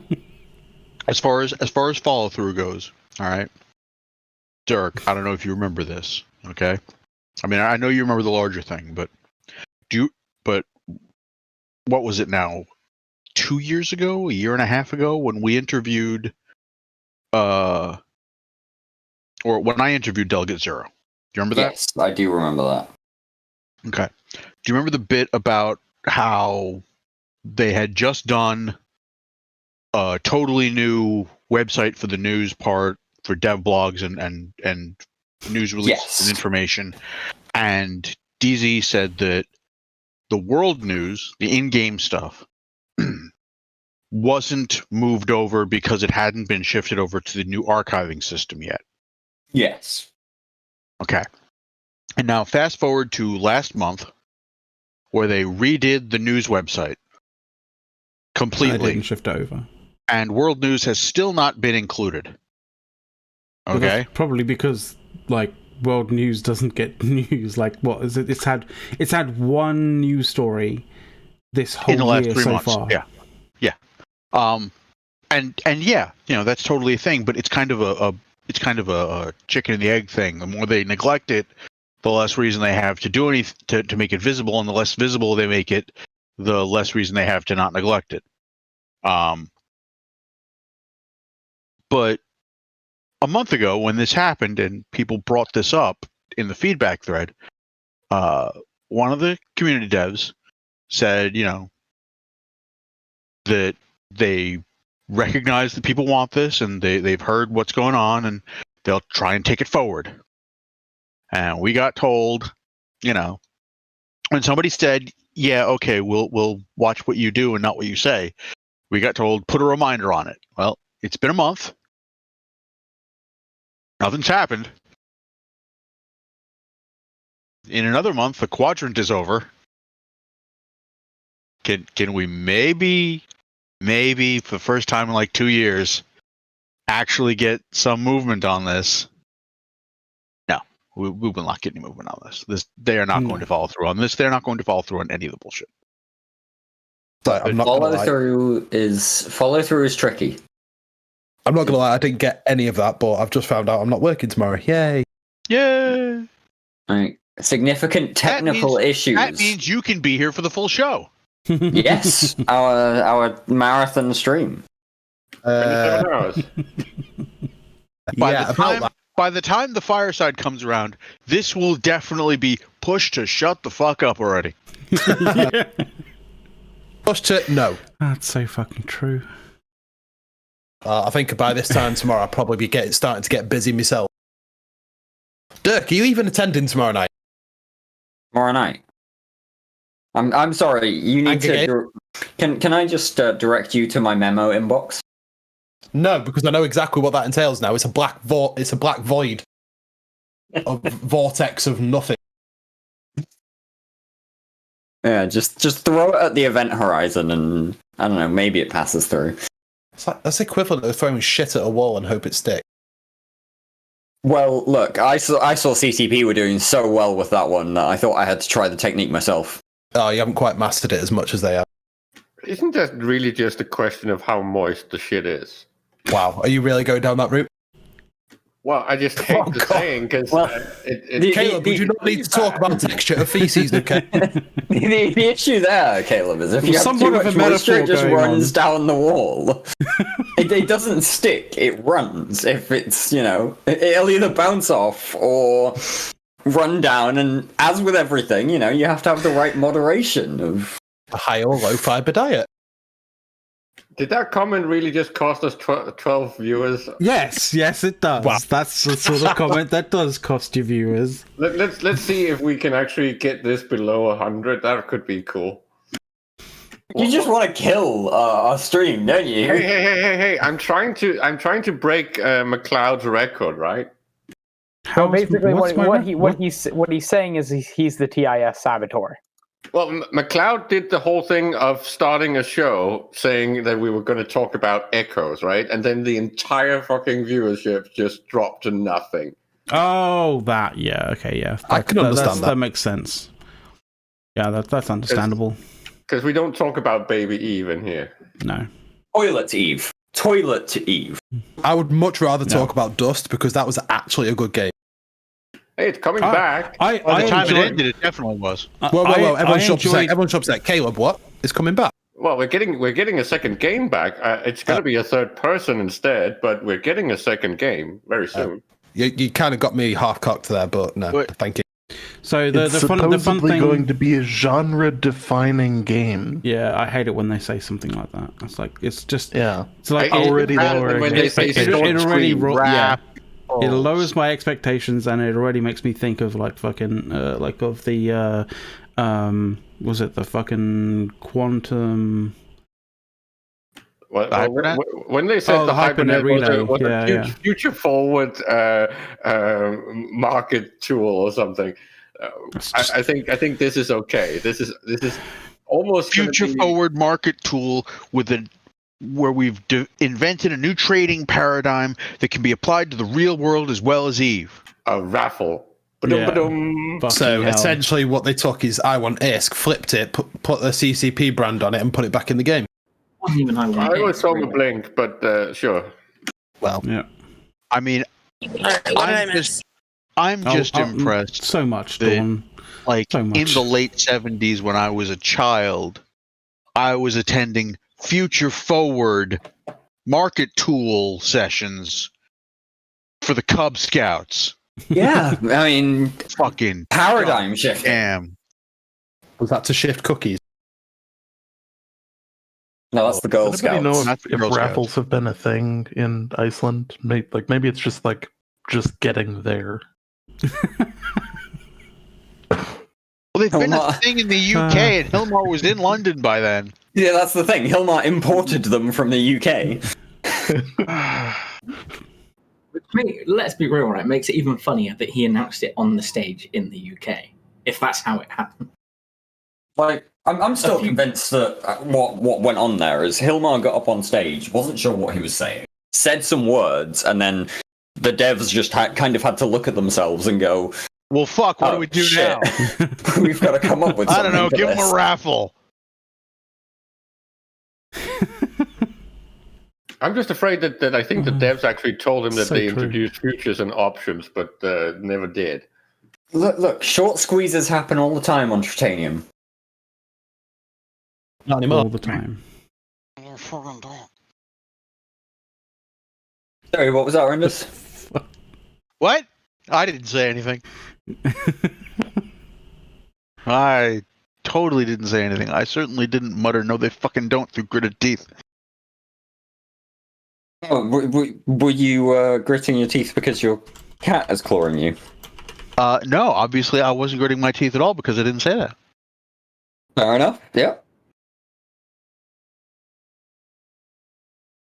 I think someone in chat wants us to go back and talk about the Viking Age for some reason. Please don't. Caleb will actually half the problem that goes on with Eve is that Hilmar would rather talk about the Viking Age and thinks that fucking this computer game is an example of it.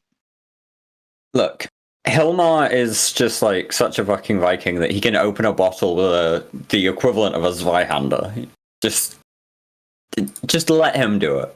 Anybody can open a bottle with the equivalent of a Zweihander. That doesn't mean you can drink out of the bottle after. That's just a dumb idea. Dear God. It's like, yeah, you know what? I'm an American. I can open a bottle with C4. It's not going to make it fucking drinkable. It's a good way to lose my beer. Just how many rednecks did that to you, and how much beer was lost? Absolutely none. It wasn't the rednecks, it was Florida Aquaman. Florida Aquaman. Oh, yeah. I love the fact that there are on the people, anemone. I love the fact that there are people in this chat that like have no idea what the fuck we're talking about when we're talking about Florida Aquaman. It's great. Florida Aquaman and his redneck dolphins. Are we going to talk about the Boston Dynamic conversion? Oh, I'll be honest. Florida Aquaman don't truck with no redneck dolphins. You know why? Dolphins ain't got necks. Do the dolphins have tramp stamps on them, by the way, Horrendous? Of course they do. And what picture does it? Of course dolphins have tramp stamps. I mean, why not? It's a little butterfly. Yeah. Down here under the sea, we call them things shark stamps.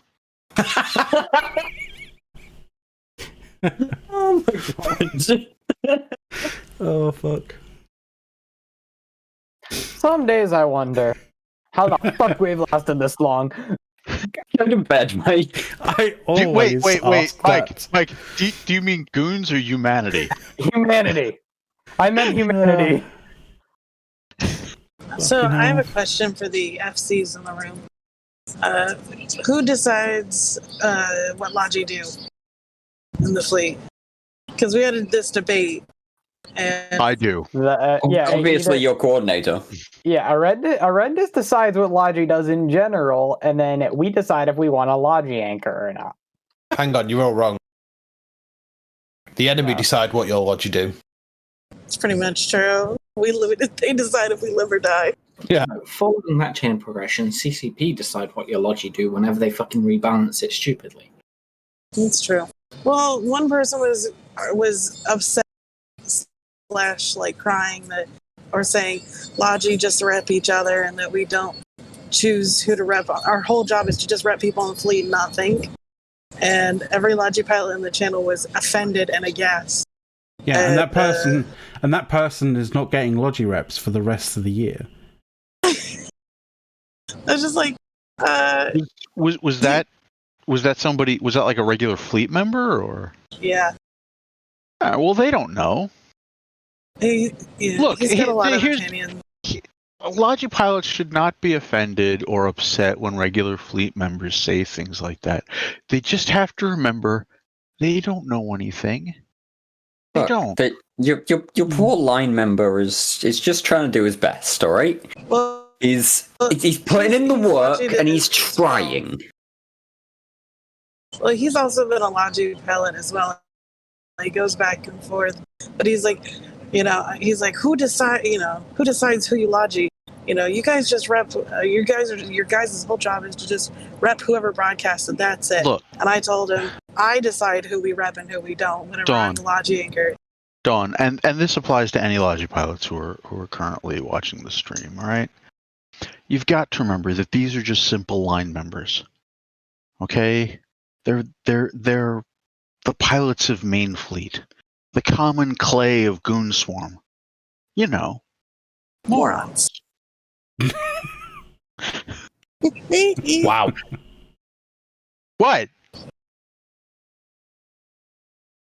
Like I say, they're just trying to do their Are you best. shocked? Let me just ask a question here for clarity. Are you shocked at the sentiment, or shocked that I managed to work a Blazing Saddles quote in there? Both. Yeah. Well, Nobody should be shocked about the quote. No, I am not shocked. Seriously, we've got morons in. I'm not shocked at all. Every alliance has them. It's like a legal requirement. You have to have X amount. Okay, but also keep in mind that I have a general opinion of humanity that puts us as slightly stupider than stones. Probably not far wrong, to be honest. Well, I mean, given that we taught rocks to think, yeah, you're pretty on point. Okay, I mean, you know, it's just anybody who gets offended I'm calling people stupid. I am calling everybody stupid. Stephen fucking Hawking was a goddamn moron. Why? Because he was cursed with being human. Yeah. Persons may be smart. People are stupid. And we can prove this with Patrick Stewart. You can prove just about anything with Patrick Stewart, though. See, that's what we were all trying to explain to the guy. Like, you know, we don't have time to pick and choose who we're going to rep sometimes, and you know, we based upon situations of what's going on. And he was like, "So you just let all the sabers die? You know, we're really important." Blah blah blah. I'm like, you know, I rep sabers too, but sometimes your worthless little saber body means nothing compared to another Logi pilot. You know, Look, I make those calls. Look, horrendous. I keep getting alphaed. Why is it that Logi can't help me with this? Well, you know, it's that whole problem where we don't know you're getting shot before you get shot. Oh, forgot to resub. There we go. Wait, you don't know when people are going to get shot before they get shot? I thought you had some sort of weird ESP. No, not really. I mean, don't get me wrong. I've heard. My life is a lie. I've heard that sort of thing when they're like, right, you broadcast, you're about to get primary. You're like, huh? That's a different thing completely, though. Yeah. Arendis, you forgot to correct Dirk. ESP doesn't really give you the ability to know anything beforehand. That's not really what ESP is. Well, that depends. I mean, ESP is kind of a gigantically broad catch-all category, extrasensory perception. Really, any sort of intuition could be considered ESP, you know. Well, it's not really precog, right? ESP Well, no, precog. but ESP isn't necessarily limited to precog. It could be precog, it might not be. Precog should not really go in the category of ESP because it doesn't necessarily have anything to do with time. Okay. I'm just so looking at chat and can see that's pretty much what happened. I think both groups do it. It'd be silly Sorry, not it to. might be a really. little loud. It's raining out now, so. No, I can hear. There. I have just put the proof of my earlier statement in staff. Like, if you want to give that to the stream, you can. Fine. If you don't, you don't have to. There you go, stream. This is what Horrendous is talking about. People There you go. do be dumb. Patrick Stewart said it. It must be true. Clearly. Mm-hmm. So when are these indie changes taking effect? Month or? When they happen. They actually gave a specific date. I think they just said mid-April, which is They very haven't even vague. said that. They said they wanted to have it done in April. Wanted. We're currently working on the assumption that the drop items that you're going to need to build things will be coming in next Tuesday, and then the changes will be coming in 2 weeks after that. But However, let's keep in an mind that assumption. last year's winter patch literally came in the first day of spring. Well, we've just had snow last week, Detail. so I'm not sure this whole first day of spring really fits anymore. I was out in it today working. I'm just saying their ability to keep to their own schedules is pretty damn bad. Yeah, they just can't, plan things out properly. They don't roadmap. No, they have the plan. They know exactly how everything's going to go, and that's why they can't tell us. Because if we know, then they have to change the plan. Because we know. They have a plan to have a plan. It's a plan. We have to trust them because they know what they're doing. Yes, I forgot. Dirk, where they're going, they don't need roadmaps. Oh. And if we don't like it, quit. We'll be back. Oh. I mean, there's only one way out of a bin, right? So Kayla, real quick, how's it been to have Kenneth on TIS now? I do not want to get drawn into any discussion about Kenneth Feld and Feldestry. Thank you very much. Wait, you have no opinion on wonderful? Hey, that's not what he said. I'm aware that's not what he said, Horrendous. Come on. If you want to discuss Feldestry, you are allowed to discuss Feldestry. I just don't really feel like it. Oh, right. So Caleb is now deigning to allow us to talk about things on the Push to Talk show. I'm the only one how very generous to talk right now. Caleb, can you just see Twitch chat real quick? Do you want to be more specific then? If you insist on us talking about Feldestry, please ask me a specific thing about Feldestry. No, I was asking you about what's it like with Kenneth. Have you been on the show with him yet? On TIS now. Having talks with Kenneth is amazing, especially when it takes about an hour to explain to him how slot limitations actually have a function of adding value to a structure. Apparently, this was very, very difficult for him to grasp. I have a question for you, Caleb, on the topic of Kenneth and Feldestry. Just how dented is the brick wall next to your PC? It's not the wall. I usually use my desk if I'm. And how did you avoid the forehead bruising? Are we on to Kenneth of the Feld, are we?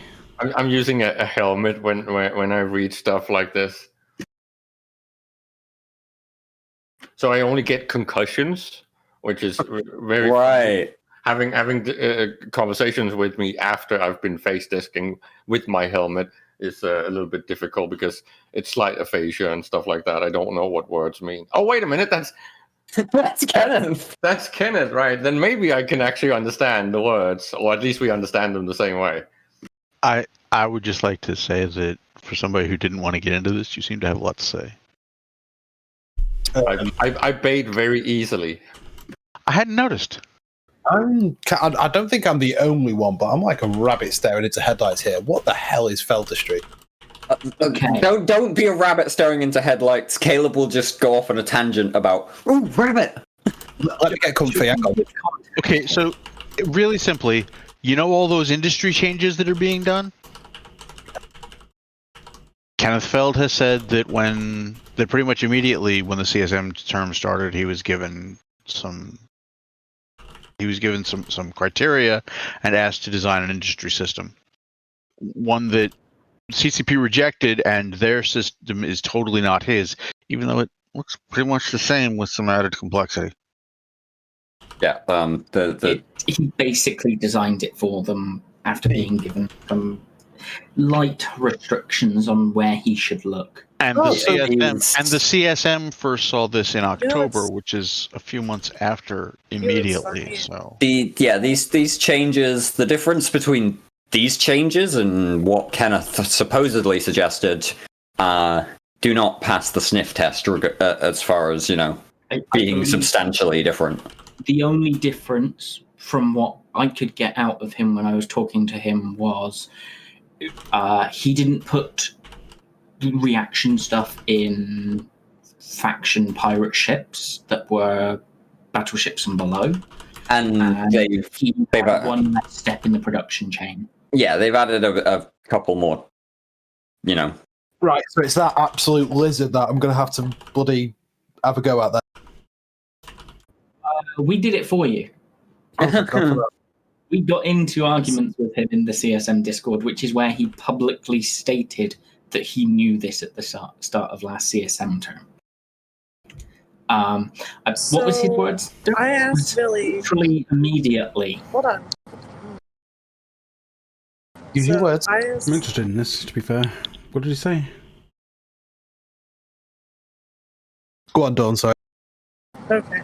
I asked Billy point blank, was the CSM given the industry changes? He said yes. And I said, when? He's like, I can't answer that. I was like, oh, okay, because Kenneth Feld sure did. So why can't you? He thinks that was not shared with everybody at the same time. But that's just a guess. Well, I mean, I think to some degree, Billy's a lot smarter about what he can and can't say. Yeah, he tends to err on the side of caution. See, because here's the thing about what the CSM can and can't say technically. Because they're under NDA, they can confirm the things CCP has said. They can say specific things that CCP has told them they can say. They can't tell us anything else. Anything else that CCP has not specifically cleared or CCP has told us themselves, CSM can't tell us. So Kenneth broke the NDA? Who knows? Maybe CCP's told him he can say that.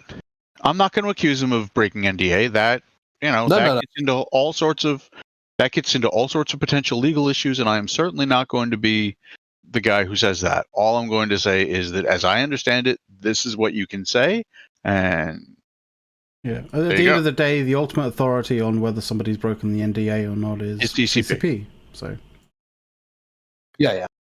We can't go to them going, oh, they broke the NDA, etc., etc. Right. And if CCP disagrees, that's the end of it.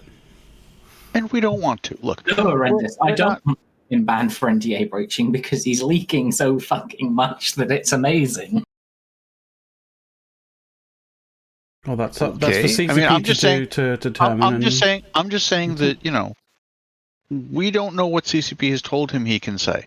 So if he's saying things and Billy is saying that I can't say that, those things can be completely true. Well, it's also because Billy is a little bit better when it comes to not breaching NDA. Well, Billy knows what Billy can and can't say, and we don't know that Kenneth has violated the NDA, and we're certainly not going to say he has. And also, Billy knows that what he says gets, right, exactly, gets picked apart like crazy.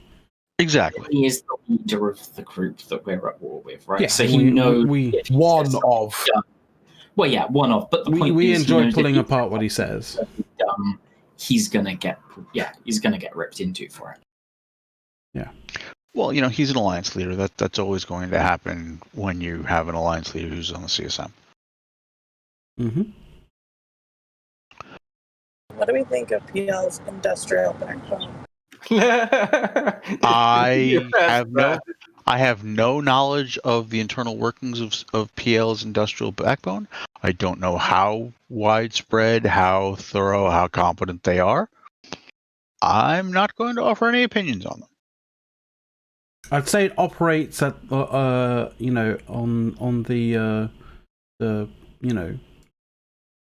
F1 level. In an environment of I forgot what I was going to say. Use your word. Damn it! I know. PL and their industry backbone.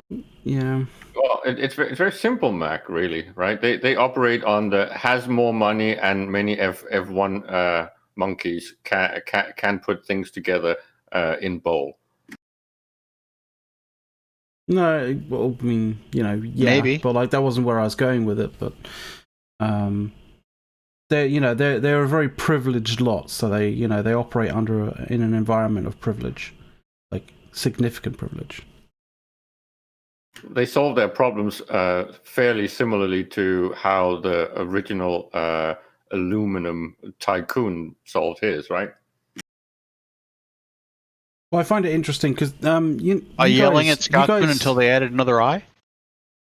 Throw money at problem until it solves itself. Oh, I mean, no, so How many of you have read Julius Doctor's kind of piece on industry on Ironing? Curious as that was almost longer than an horrendous piece. It was decent. He's not done. He's not done. Yeah, he's definitely not done. Like the part 2 had to be broken into 2 part 2s. We've been working on that for a while. It's interesting. I just find it interesting, right? That obviously one of the people who is on the CSM that they can talk about industry related stuff is obviously Kenneth Feld, and it's not exactly out of the realms of possibility that CCP may have come to Kenneth and talked to him fairly extensively as to how to change the sort of like the landscape of the industry in EVE, for the better. Can we just my issue with it is, I find it interesting that Jurius is Jurius is an extremely intelligent dude. I find it interesting that Jurius's sort of summation as to what's happening is like, it's kind of like almost going all the way back to the start of EVE, where CCP was like made a big, did a big fuck up and went, okay, well, we need to sort this out, and then they nerfed all all the faucets and stuff like that, but they didn't nerf everybody's assets. So they basically baked in a whole bunch of lead that groups have kind of had put together at that time. And I find it very interesting that they're kind of doing it again, or at least that Juris Doctor's kind of saying that it looks like they're kind of doing it again, and the main person who could be seen to have influenced that is a member of PL. Well, the problem really is that if anything, they are kind of doing the same that they did when they tried to solve force projection, right? They're painting over a rotten wall, and it might help a little bit, and some of the ideas in this whole thing does seem to do what it's supposed to, but it's still fundamentally broken underneath. And this is what Arendis was trying to talk about, I think last week or the week before, when when you were reminding everyone that the game design used to be a little bit more from a grand scale, right? Everything from how Roid spawned and the content in BPO and all that stuff. In the original premise of EVE Online, these things were kind of balanced and supposed to work together. Now we are 15 plus years into the game, and they've just done asset creep to a level where it's complicated to get that big perspective. And this is their patchwork solution. They're basically, in my opinion, painting over a rotten wall, because Kenneth doesn't really understand what's going on in the game. And I don't think, this is not necessarily that fair, but I don't think the ecosystem team knows enough about EVE Online and the premise of the design of things like industry and raw material harvesting and all that stuff to actually go in and do an analysis. I think they've done a fairly mediocre analysis just to get an idea of what the ecosystem looks like right now, and they've come up with what is essentially a fatigue solution, and I don't think it's good. There's aspects that might work, but fundamentally the overhaul that was needed had to go back and do an analysis of saying what went wrong and when, right? This is why I keep talking about slots, and why I keep talking about respawn rates of anomalies and all these things, and raw pool changes. If they had focused on the things that went wrong instead of trying to make a post-fact solution, we would have gotten a much better solution to the industry problem. Okay, I'm just going to start off by saying I don't remember talking about any of that, but it does sound kind of like me, so what the fuck? You were talking about the distribution of minerals, and that we used to have a distribution of minerals map where some things were prevalent in one area of space and not in another. Oh, yeah. Okay. So McLeod just made a comment in Twitch chat. I mean, that's just wrong. Well, no. I'm sorry. Well, It is. you can't say that somebody who operates a significant, as the sort of the head man for an industrial, the industrial side of a very powerful nullsec group knows nothing. Like, he knows something. He doesn't know everything. Like, he knows what, he knows what's in his sphere of influence, what he uses and what he does day to day. In order to get what he needs to get done. He just knows his perspective. He operates from his perspective. He doesn't know every single facet and how everybody approaches, industry in the game. So you just got to hold on here. This is America. Florida Aquaman can say whatever the fuck he wants. And again, this is not about his ignorance. It's about what is the original design premise of the EVE ecosystem, and I don't think he understands that. And I think it's a problem that you allow someone like that to meddle with aspects of the industry that is supposed to solve a problem that went wrong in the ecosystem, because he's going to end up with a solution that's, well, potentially worse than just trying to roll back what went wrong.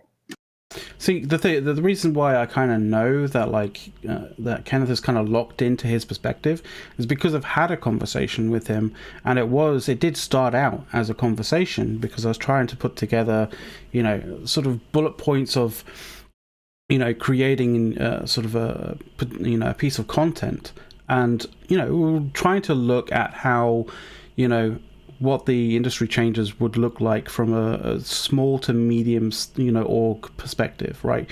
Something that's, may not have been in the game for too long, or may have been in the game for some time, but has stayed in that sort of small org that isn't exactly entirely one way or the other way in terms of political leaning inside of EVE Online, right? And so we're kind of looking at this and gauging, what to say and what to sort of what to talk about with this stuff. And Kenneth kind of came in, with the knowledge that he knows of industry, and we got onto the subject of, I think it was the reaction. What is it? The reaction endpoints, right? The ESI endpoints for the, what is it? You have your industry level, right? Yeah, and your. See, I'm gonna sound like I know that I'm sounding like I know fuck all what I'm, fuck all about this. I'm just missing that one word.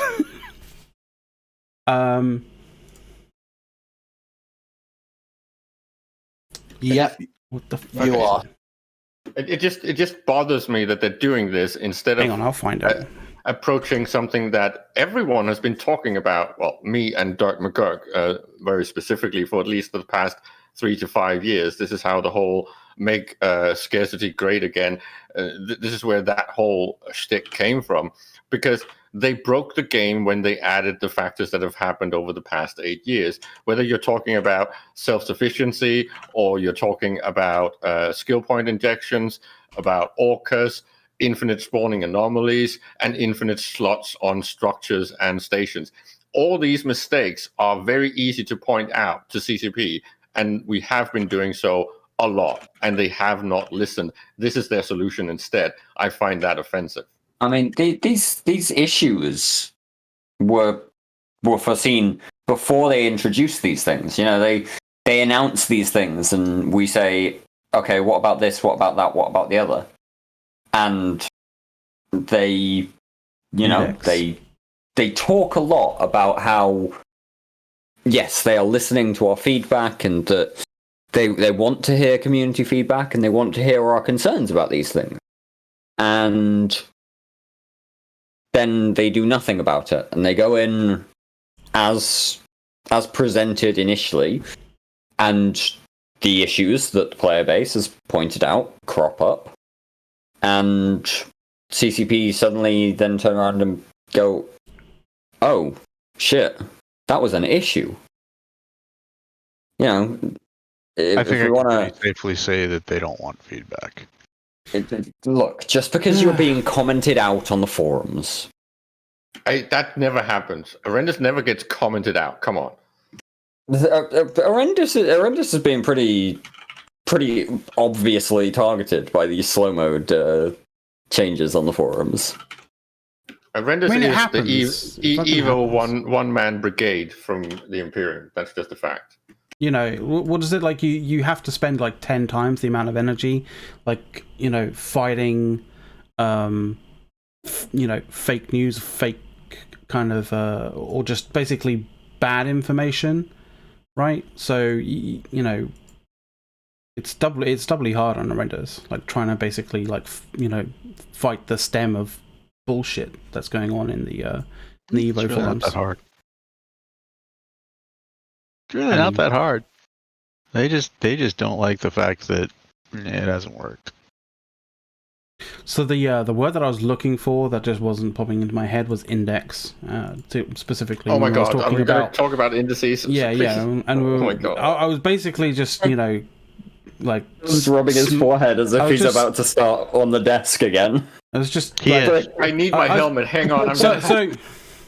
So it was the issue of like the reaction index kind of came up, and my only question, like, it was just a question. The question was, you know, that I put to Kenneth was just, you know, why does the reaction index have to be reported, you know, through the ESI every hour of every single system in New Eden? Ding dong dinner bell. You know, and he danced about the subject. He went down into other different areas, etc., like basically ignoring or trying to not talk about the subject, which I found kind of frustrating considering he's meant to be a CSM. And it's true about we had this discussion when Aerith was on, right? We need CCP to take a serious look and get rid of free intel. And this is all of it. It needs to be an actual delayed information, because if it's used as actionable intel, then you're basically removing the strain from the big organizations and you're crushing the little guy. This is me using the little guy. Hang on, Caleb, let's just go back a little bit as to why it's crushing the little guy, right?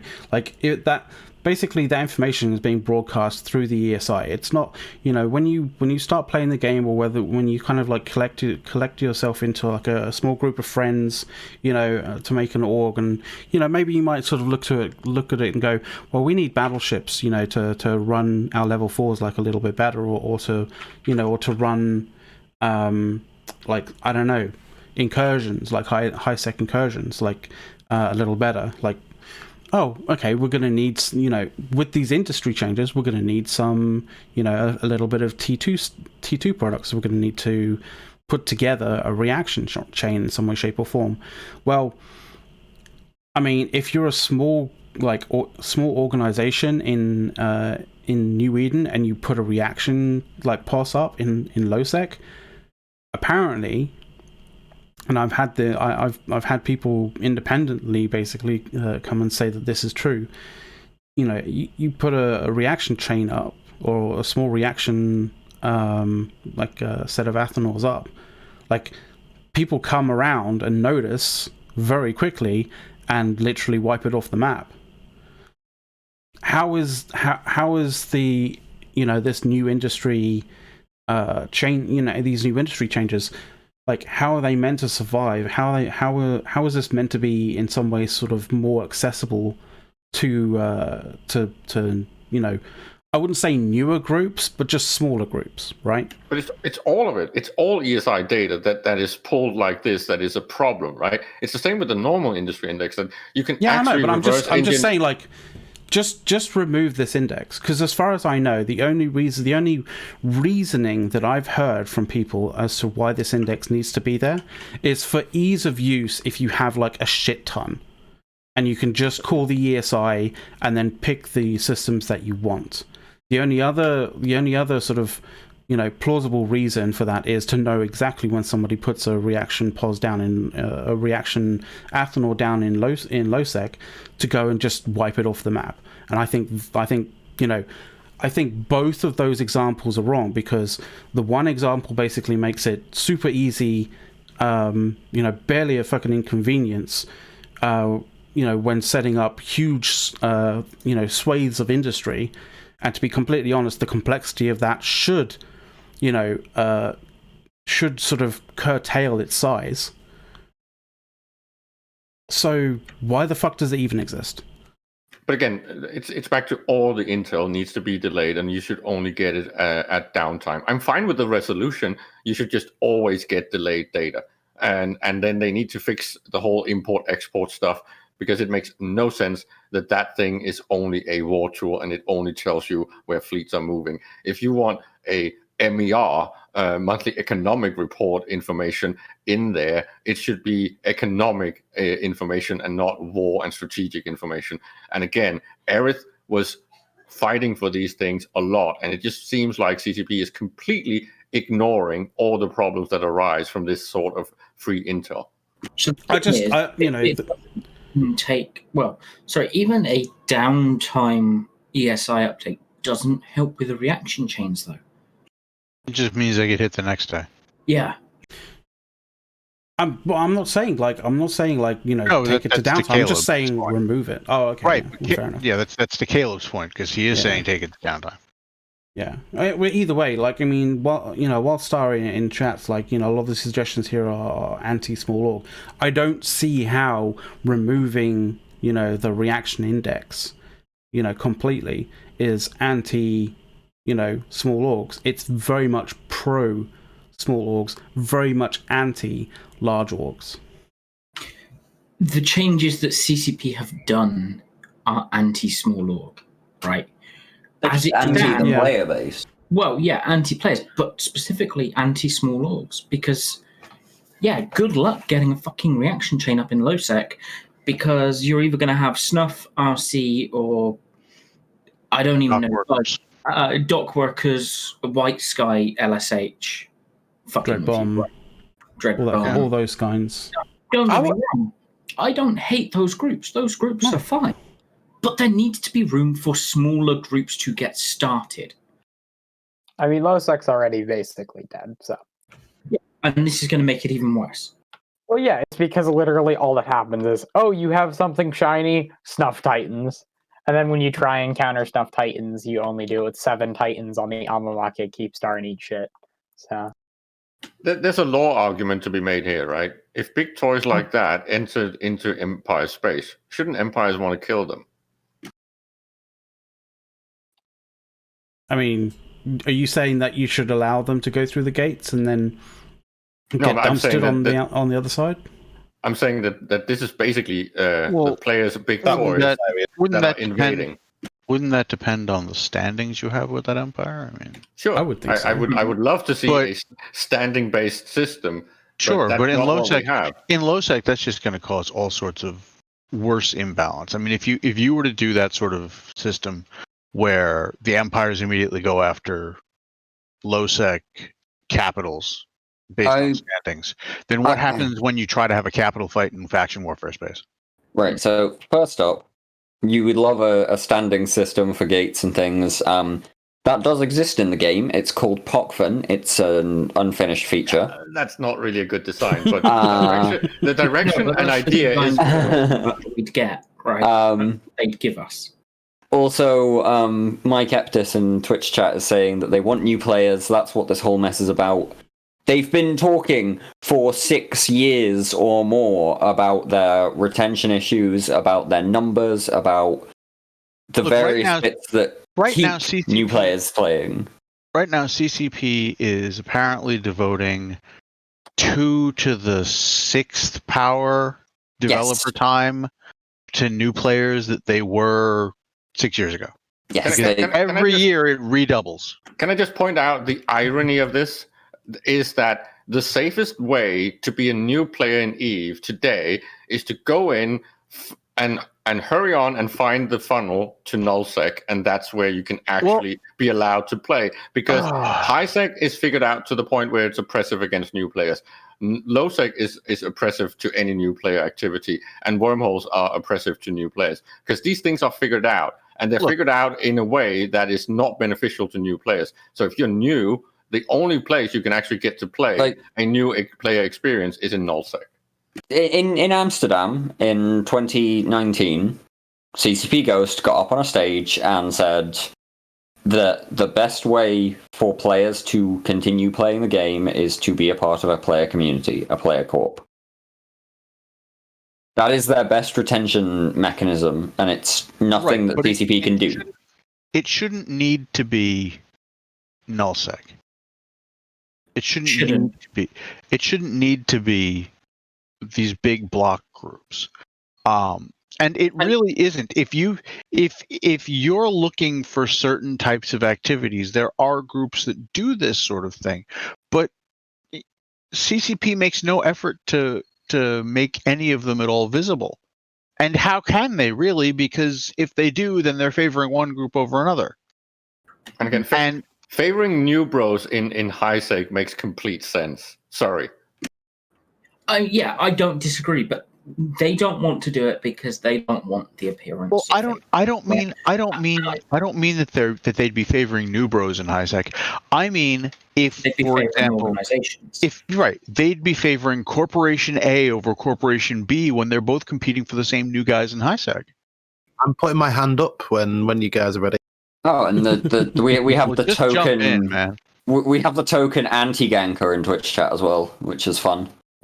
Right, so on regards to CCP's retention rates, they are utterly terrible. And I can tell you why. One of the big reasons, and I made an experiment account to test a few things for a video, and it was all about that expert, whatever it was, and utter trash. But I noticed from making that account in the first 7 days, I got 3 emails from CCP asking me to buy Plex, to buy this special offer, basically trying to ram microtransactions down my throat. And I was like, what the hell? Why are you badgering people that much for this? So what you're saying is that you were contacted by CCP so much that it triggered your gag reflex. Pretty much. Well, not necessarily even so much as, I mean, look at what they're doing, what they're asking for. And I mean, when you say communications aren't about, how are you, how is your experience? How can we make this better? Is there anything that, would be helpful to you? It's give us money. Yeah, it isn't done in a very subtle way. Like, there are means and methods, to kind of, offer microtransactions, offer, sort of that kind of stuff in a very tailored way, and in a very sort of, a very subtle way that will have a lot more. Can I address a point in chat quick? Is this going to be the toxic cancer one? Yeah, the real enemy is Prolibis. They're toxic cancer. Honestly, the real enemy is just don't comment on it because Caleb, it's dumb. Shut up, Caleb. Let me address this because people need to understand. This isn't even Perlibis doing this. Perlibis isn't the problem. This is CCP doing this. Guys, EA haven't stepped in. Anybody who thinks that PA is the guys responsible for this, okay? Let's keep in mind that CCP are in fact the industry pioneers when it comes to microtransaction. The original Plex was the first, you can trade this shit in game for game time. What's more, Hilmar is the guy who, before the PA acquisition, was touting up things like the HyperNet relay that was coming. Blockchains, cryptocurrency. This is not PA. This is not PA at all. Not even a little bit. But if I can just PA, quite frankly, PA doesn't want to fuck with CCP. It's a cash cow. Because CCP was making fucking money, and being in Iceland, they were a safe goddamn investment that kept PA's money away from the Korean taxes. It's one of those things where you also in this context have to remember that CCP are very much a different company today than they were at the time, but also very much the same company as they were at the time when they published an internal magazine entitled "Greed is Good." Question mark. Remember the question mark. Yeah, you have to remember the question mark. The question mark doesn't really matter, though. Yes, it No, it fucking does. does. Because Okay, the whole fucking reason does. this exploded was because EN24 removed that. The question mark matters. The question mark doesn't matter so much as CCP is the same company in many ways that 11 years ago tried to sell you a completely cosmetic, does nothing in game monocle for your character for $70. Which again doesn't really. So I want to jump in for a second here. And that was, Can I that just was very much a challenge- kill mark. One second. Can I just point out that when it comes to give me a minute. Give me 1 minute. I want to challenge something that was said a little bit earlier because I've been trying to find a moment to cut in. Earlier it was said that they were the pioneers for microtransactions. I'd like to note that whole trend has started with the $75 fucking monocle. They don't understand micro shit. But again, this is just a dumb argument because the whole thing with a vanity item having a high cost shouldn't really bother anyone. Whether it's a shiny unicorn mount in World of Warcraft or a special gold gun in CS:GO, it doesn't matter if it's vanity items. I don't understand why this is some sort of pay to win argument. It's not about it wasn't down. It wasn't the implication. It wasn't that single one. It's not about pay to win. Okay, you're saying I don't see how this is this big pay to win argument. It's not about pay to win. It's about whether or not CCP is valuing your gameplay over getting your money. Exactly. But and the vanity item. Caleb, it doesn't matter. A vanity item. No, hang on. A vanity item can be expensive, sure, but should that be your initial offering? But that's not the only thing that was offered. It was one item that was the bling item, and this is true in all vanity item shops. There's always one that is like outstanding and more expensive than everything else. It wasn't, Caleb. Caleb. The monocle was just the absolute perfect example of that. There were many different items in that particular store that was just ridiculous. There were t-shirts there, electronic t-shirts for your avatar that cost way more than any kind of regular t-shirt that you could get. But that wasn't the issue. The issue wasn't vanity items. The issue was, at that particular point, Incarna came out, they were touting this whole walking in stations thing. All we got was a fucking, glorified closet, no multiplayer kind of sort of gameplay in any way, shape or form whatsoever. There. Basically, we had an expansion that had literally almost zero content. And it had basically half a feature and they ladled on the cash shop stuff. Yeah, and then they labeled on cash shop stuff, pretty much saying to the community, we think that we're owed more money from you. That was the sentiment that they sent out, and that's what people reacted to. Finish the feature. Oh, are we suggesting that CCP's motto isn't overpromise and underdeliver? Well, I just want to go back to what I was saying a minute ago, right? And I know I didn't word it quite as I wanted to, but the whole greed is good question mark. I said the question mark is irrelevant because let's be real, that was a fucking rhetorical question from them. No, it wasn't.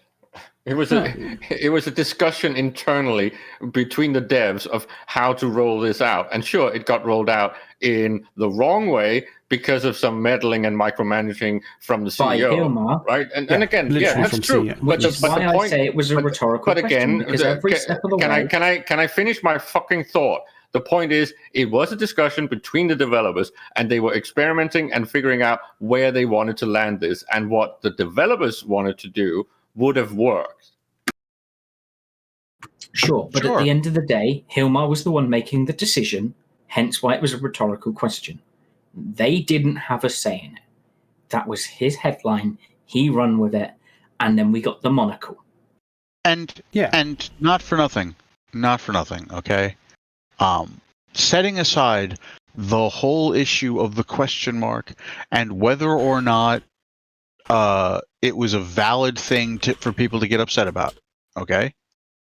People did get upset. An apology was issued from Hilmar, right? Yeah, because he put his balls on the chopping block and we kicked them. hold up. An apology was issued from Hilmar, right, Caleb? Well, I'm not entirely sure if that was It was Hilmar, presented. but- It was presented as Hilmar's apology. Yeah. Okay. Hilmar signed an apology. This is true. Right. That's the salient point here. Did Hilmar write the apology, Caleb? That's the questionable part. No, I mean, the it's fact not. that it's not. They've straight up admitted the lore team wrote the apology. I was going to say it I didn't know if contain, it had been admitted yet. I was going to say it didn't contain like some long-winded sort of story about how he lost a ship and had to sort of mine it back. So I would say probably not. And Thorax mining. Yes. Yes. But I mean, that's the thing, right? Like, that was not a sincere apology.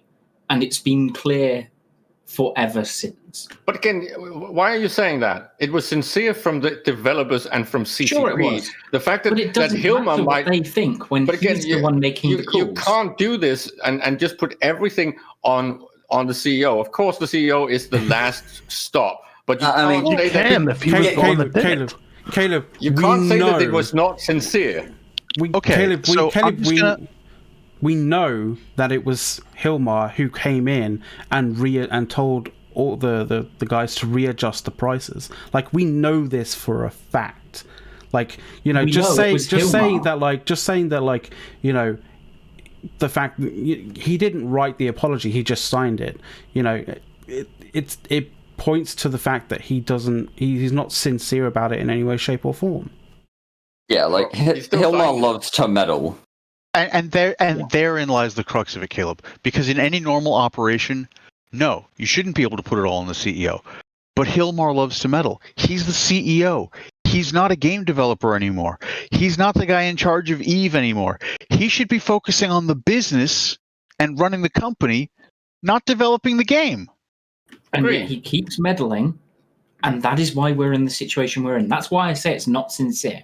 Because if it was sincere, he'd have stopped meddling. Well, you're making this a little bit oversimplified, right? This is human beings, and when you have a CEO and you have employees, then you have to discuss, well, how much are they sucking up to the CEO? How much do they actually have the guts to stand up for their own opinions and say, no, Hilmar, this is a bad idea. We really shouldn't do it. It's because Hilmar is coming into the coming in micromanaging as if he's a game developer, but he's also leveraging his power as CEO every single time he basically gets pushback from it. So obviously nobody nobody in the office is going to try and push back against him because they will get nowhere. Yeah. But that's Either not A, true. they get That's not true. fired, You can or defend your B, position they get if ignored. you have the balls, and I'm sure that people No, but like he's Nathan not used to defending actually it. have the balls, and people like Soundwave used to have the balls, and I'm even going to say that some of the current developers might actually also have the balls to stand up to the CEO when he's saying something that's dumb and wrong. It's just if the wrong person does not stand up to him, then he can actually steamroll and get something pushed through that is going to be detrimental. And of course, he still has veto. He's still the boss. This is one of those things where we then stumble back into the question of who is the empty suit that is CCP Manbjorn? Where is the empty suit that is CCP Manbjorn? And I was actually thinking of something slightly different there, Derek. Something that Caleb said just really kind of struck a chord with me. Mm-hmm. Oh. So Caleb is saying that it doesn't matter how many people tell him he's wrong. If he can get one guy in the dev team to tell him he's right, then he's off to the races. Does that sound at all like the devs' interaction with the CSM at all? That does sound very similar to the devs' interaction with the CSM, Are you telling me this is an internal culture that runs from corporate ground culture up? comes from the top? I mean, you've heard of what the sort of like the work ethic in Iceland is, right? Like it's basically don't cause a scene. Don't be combative. I don't think that's entirely true. I think that see nothing, say nothing, do nothing.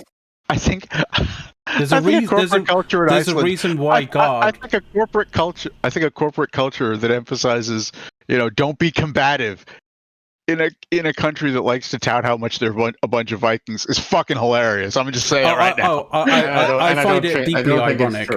I find it deeply ironic. Completely untrue. The irony of it is probably the thing that makes it probably actually quite true.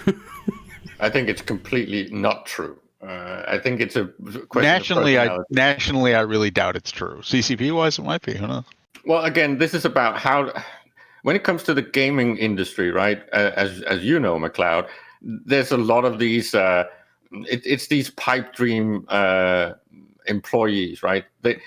They are a lot easier to do pushover when it comes to them being part of the group, right? Well, just in terms of the game industry as a sort of in terms of structure, like you have an issue when it comes to developers and publishers, right? There is a big power play kind of issue going on there.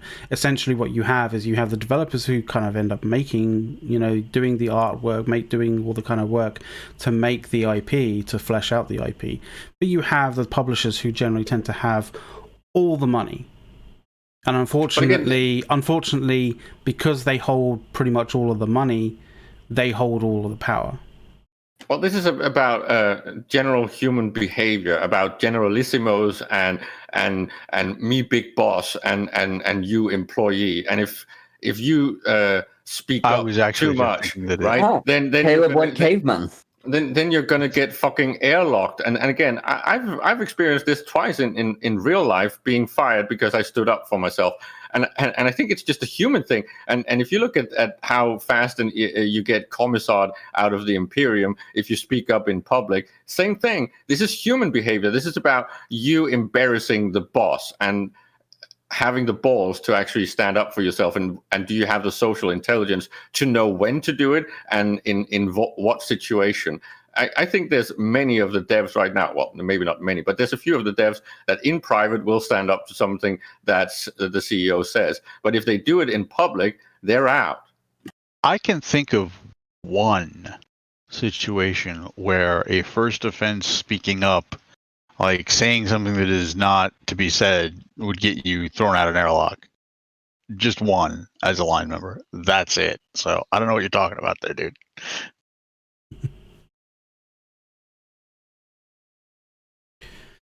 Well, that kind of got real heated for quite some time. On the other hand, I do really think that it's kind of funny the way that all that parallels something we discussed earlier in the day, in the way too fucking long show. All right, but we're still only at the beginning of the show. That I know, but just that whole chain of what's going on at CCP and what happens when the big bosses say jump. Right? I mean, is Dawn still here? Because that just makes me think of the whole situation with WB and Justice League. Mr. Snyder, yeah. When the studio heads say "fuck you," we're changing everything. Fuck you, they're changing everything. I think it also gets more complex, being that it's Iceland. You get. Let's say you take a job at CCP Games, you move to Iceland. I don't want to be that guy, but there's not a lot of fucking other options for programmers in Iceland. If you're going to be like that and fire me, I'm going to go to that other software, that other game development studio down the road. Oh wait. Yeah, I hope you like developing code for fishing boats, because that's all the fucking work you're going to find. Yeah, you don't have a lot of leverage when it comes to moving laterally, right? Even Florida Aquaman wouldn't go to Iceland for a programming job. I think he likes the temperature down there.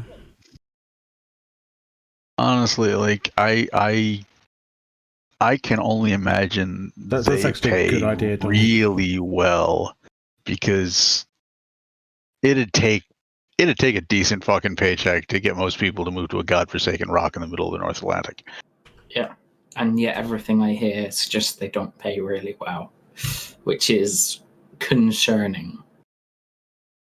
Just think though, you could get real life. Based on Glassdoor, they don't pay very well. They don't need to. They don't need to pay well. They have the contents of the PL Sphere dev team working for them. Well, I mean, we had this conversation last night, Derek, didn't we? And it was like you mentioned, and using me as the example, you said, you know, oh, if you got the offer to go there and write law for the next decade, would you do it? And I was there like, it's debatable, but maybe. Like, but that's the thing. That's what they're relying on. They're relying on people in the community that have the skills jumping at jobs. Yeah. Oh, I get to work for the company that makes my favorite game. Yay, this will be amazing. Then they spend the rest of their career lying on the back, taking a load of crap. But this is why they are okay. It's maybe not fair to say that. Galexia, just lay back and think of England, all right? But the point is that if you are hired and cherry picked out of the player base, you are very likely to be a little bit suffering from the armchair developer attitude and the whole sycophant thing, where you're just appreciative that you even got this chance, even though I don't necessarily think that the chance is that good. There's a lot better jobs out there than the gaming development jobs, right? But they will be easier when it comes to acknowledging and doing what the boss says.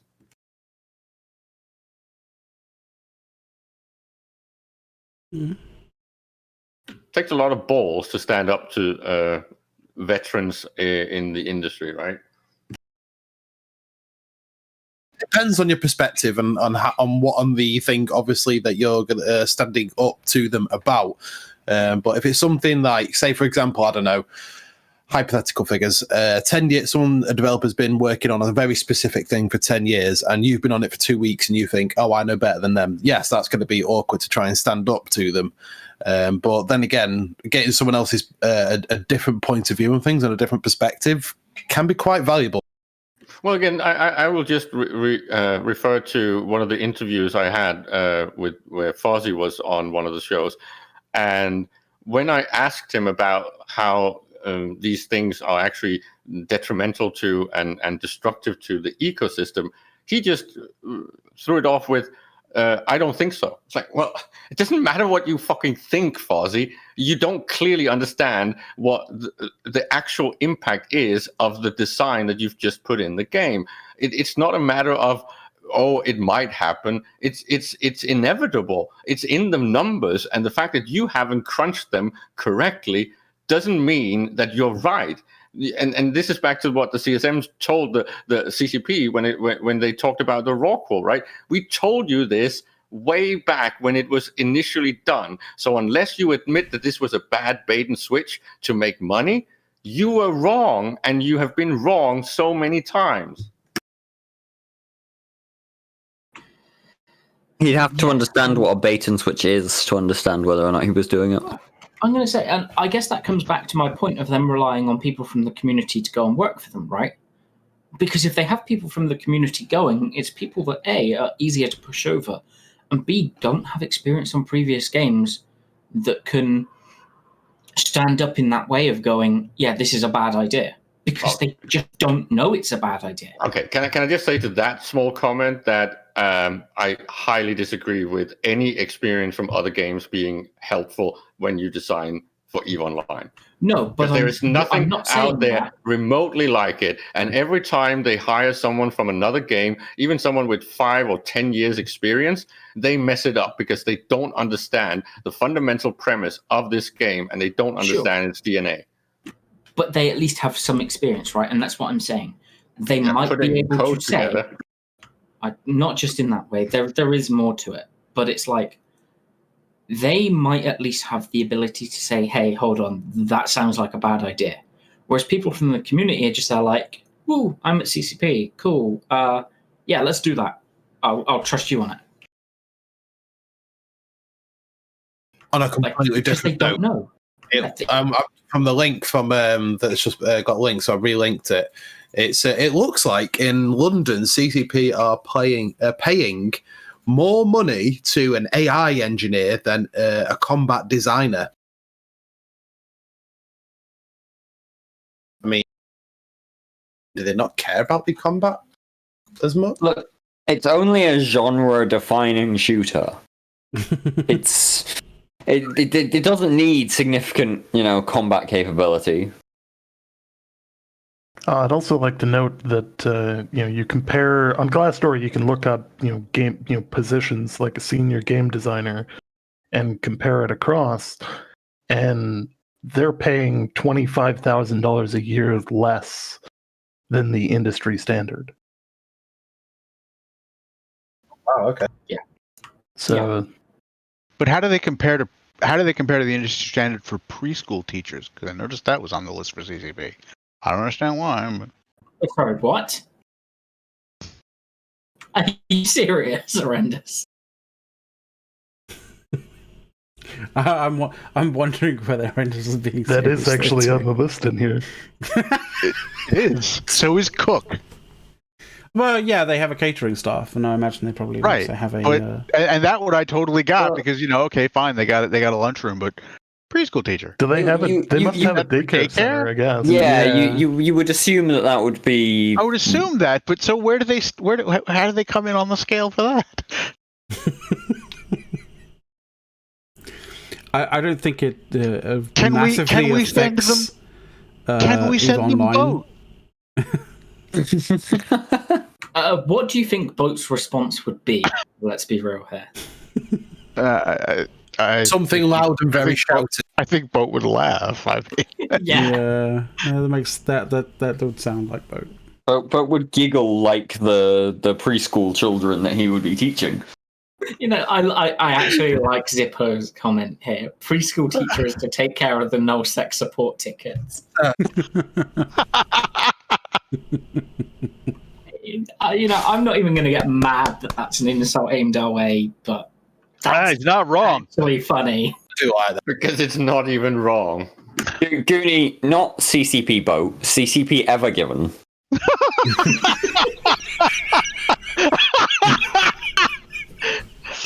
Oh god!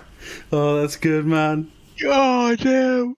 As horrendous commented the other week, Boat had to turn up and say something so that they didn't confuse the big red boat with the big green boat. I swear to God, the first thing I thought when I saw the Ever Given was, thank God it's green.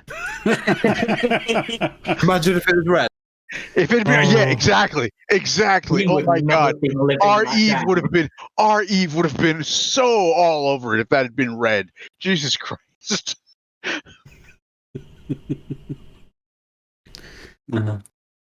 God, Jesus. Red boat coming to a canal near you. Well, we just need to get him to actually make an alt, right? On a side note, I like that camp. The volcano camp. Oh yeah, it was Donald Sprunk's idea. I was like, oh, I'll definitely do that. Good call. Good call, Mr. Donald Sprunk.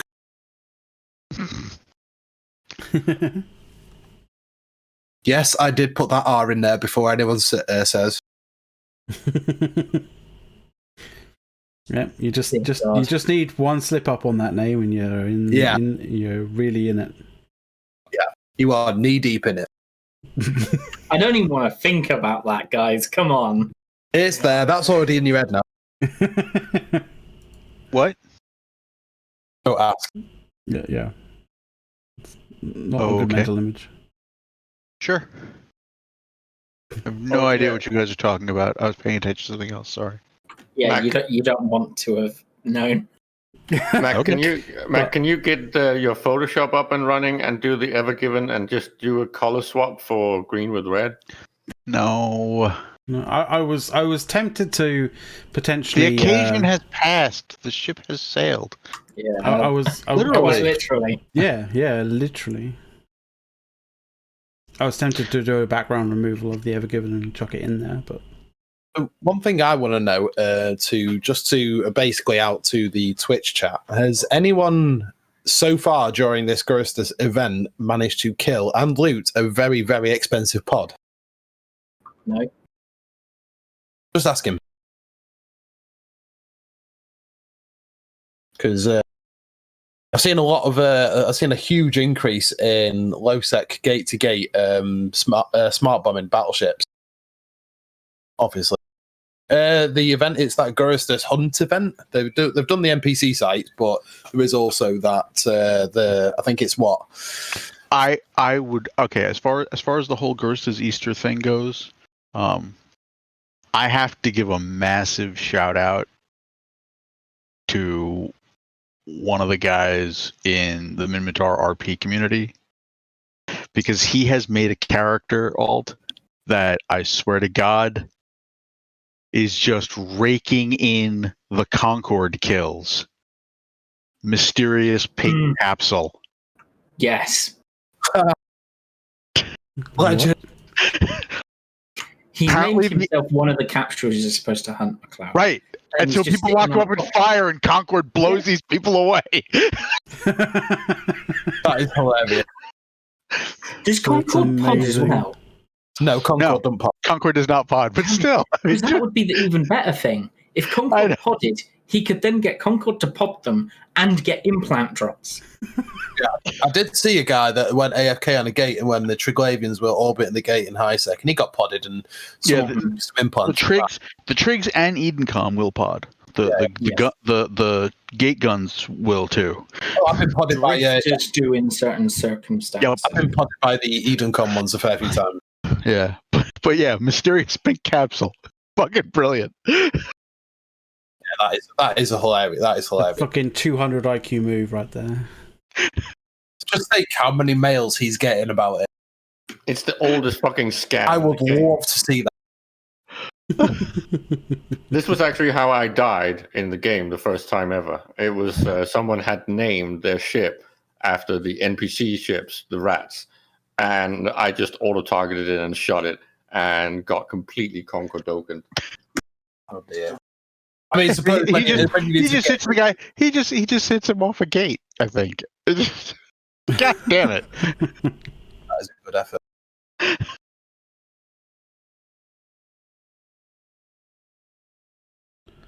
So has anyone got any new games coming up that they're interested in? Like, I mean, there's only so far I could go with X4 before I just feel like I'm just on some form of simulator. I'm waiting till I can actually get my PS5. You're gonna have to be waiting a while. I know, just like you have to wait for your GPU, right? Mm-hmm. I've been screwing around in Cyberpunk and Valheim mostly. So see, I played Cyberpunk when that was released, and oh my god, it was just terrible at release. They fixed a lot of the problems. Dude, the trick is not playing it on a potato. Like, if you play it on a really good computer, I didn't have any problems. My PC is not potato. So just so you guys know, when it came out, I had to literally you'll love this from a meta perspective, right? I had to literally hack my executable so I could play Cyberpunk. I believe it. That's a good effort. Yeah, that sounds about right. I've Because been playing.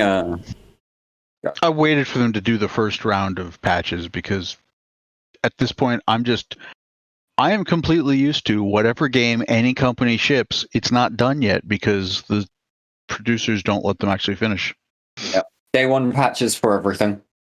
So 12733S, I had to basically go in and rewrite my executable so it didn't actually do a particular instruction set check. Oh, that one, yeah. That one. Yeah, that's what I had to do. That was a fairly common. Was that the read rand instruction? I can't remember. I don't think it was. It was Okay. Oh, really? It was a different one. Okay, because that's the one I was thinking of. Yeah, it was the hex edit one. Yeah. Yeah, like the hex edit one, wasn't that revealed to not actually even do anything in the end? Well, it was a case of the instruction set that it called for didn't actually do anything, but it was the fact that it called for it that screwed people from being able to play it. Like, the instruction set wasn't actually used in the game in any particular way, so that's the reason why you could hex edit it out and still play the game. Yeah. Go on, Dirk, what you've been playing? I've been playing a chunk of Creeper World 4 recently, actually, which is That'll been Damn it. interesting. Now I want to play Minecraft. Thanks, Dirk. I'm You're quite welcome. happy. I'm quite happy and quite proud that I have never once even considered buying Minecraft. I'm just not into that whole, like super blocky kind of. No, I definitely It's didn't just pirate not it. my Bard. thing. Okay, so like the super blocky graphics and all Voxel that, kind of stuff. that's irrelevant. All right, Minecraft. I have yet to encounter any of the other survival building games, because Minecraft at its heart really is one of those that lets you do what Minecraft lets you do. It's just none of them go as far. That's I pretty guess that's true. true. Yeah, I guess that's true. Yeah. I mean, 7 Days to Die kind of has a lot of options, but not to the extent of. I built Minas Tirith in survival mode in Minecraft to scale. Oh wow! Okay. What was it you That's built? pretty good. Minas Tirith. Yeah. How long did that take? That probably took me a while. I can imagine. But too long. But did you set yeah, yourself like, on try fire and and jump do that- yourself? Did you set yourself on fire and jump off at the end of it? No, I didn't. I didn't think of that. But I mean, just I can't imagine trying to do that in any of the other games. I'm also really hyped for the Mass Effect remaster that's coming out next month. Yep. Never played Mass Effect.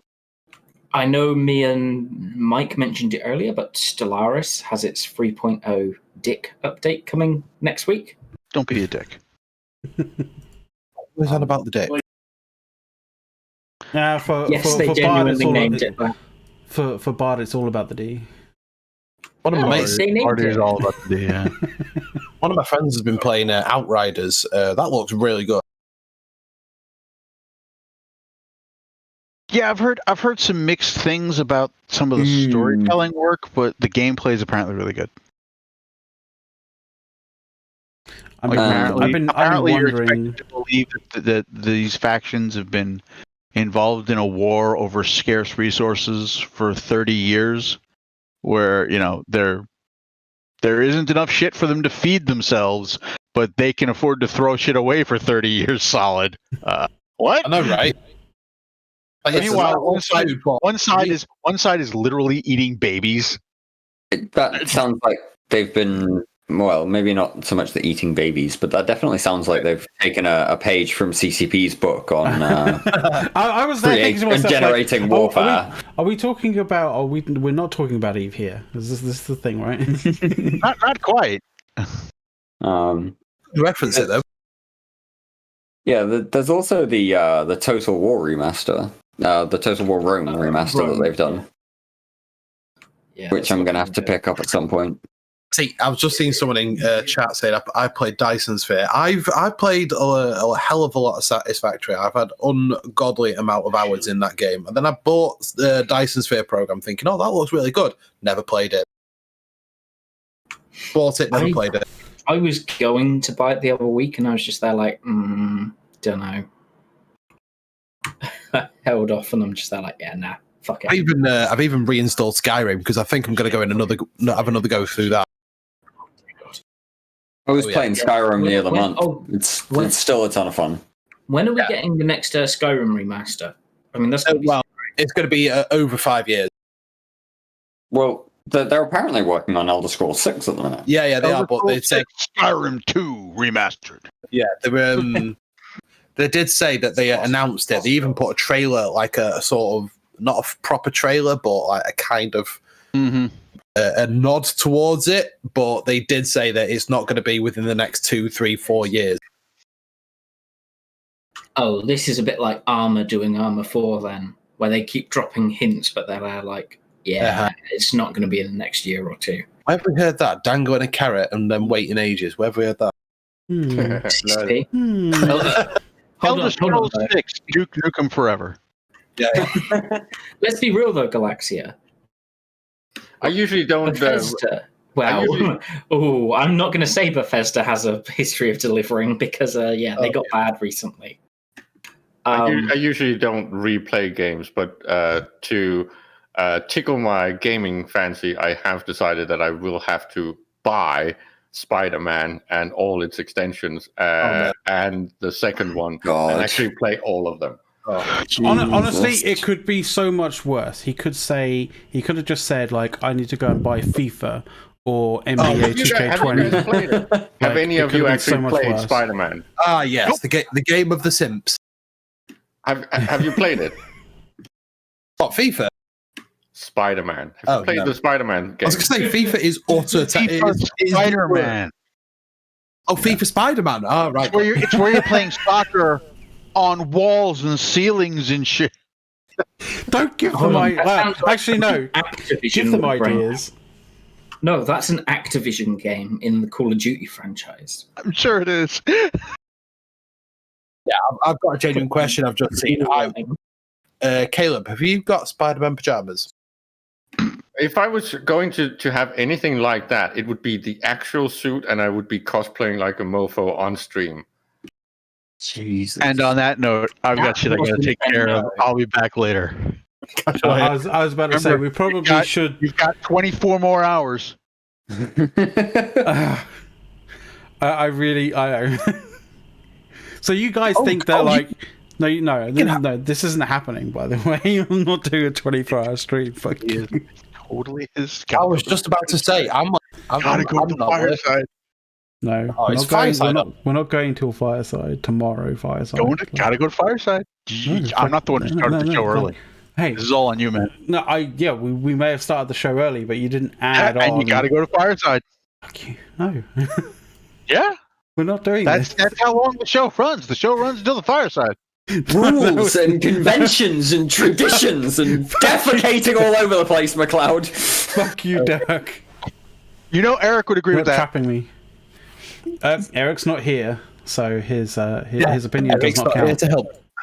That's right. Eric's not here. He's relying on you.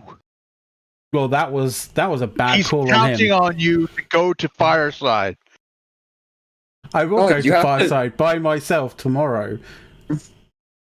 Nope. He's relying on you to keep the show going until the Fireside. It's all on you, buddy.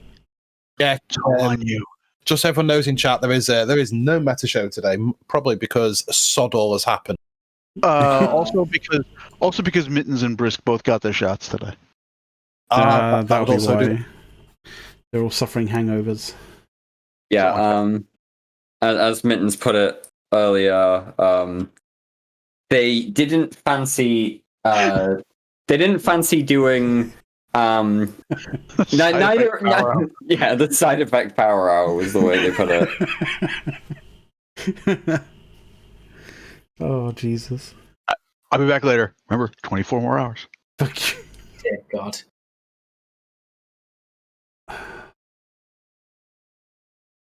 Jesus Christ. This is horrendous. Like, I know. This is... Right, so this... I'll go another half hour. Let's go another half hour. That's it. Make it 24 more minutes. Why very specifically 24 more minutes? Instead of 24 hours, we'll do 24 minutes, right? That's a good point. I thought... I'm sure he said 24 minutes. 20. Yeah, but yeah, it was 24 minutes. I think I heard 24 days. Dear fucking God. Coming to a channel near you, McLeod sleeping. Hey, that's actually a feature on Twitch. I know, it's ridiculous. McLeod just charges on his OnlyFans for it. If you're lucky, you'll see him dribble. Oh, nice. Thank you there. Jesus fucking You Christ. can go ahead and keep your Spit King, Galaxia. You're welcome. As I said, I'm an absolute blast to have around. Can I just ask, why were you people poo-pooing on Spider-Man? It's an amazing fucking game. Because people like you use the term poo-pooing. And that is why we had to jump on. That's a good point. Just like smear it over the walls. Are we seriously going down this route again? We've already had the high and low fiber chat. Yeah, let's not do this again. I mean, So I eating So food. no fecal consistency stuff. no, definitely not. Sure. I'm fairly certain it probably breaks some, some Twitch rules, maybe. Yeah, probably. So let's not. Just write a line into the terms of service. No shit talking. You're gonna get like a no science rule, but for this. Well, they said no shit talking. We didn't realise they meant literally. Yeah. We're sorry, something lost in translation. This explains the cesspool that is Reddit. Reddit can be worse. It just depends on which subreddit you want to go to. Can it be worse? It can. I mean, It can. I highly doubt sort of cute pictures, cute animal pictures, is like a cesspool of toxicity that r/Eve is. Honestly, I'll tell you now. If you want to find one of the most toxic sort of subreddits, go check out the Ark Survival one. Oh my god! But it's Ark Survival. What do you expect? It's like 12-year-olds that have discovered Reddit. Yeah. They've also discovered, end bombing and stuff like that, and think it's cool.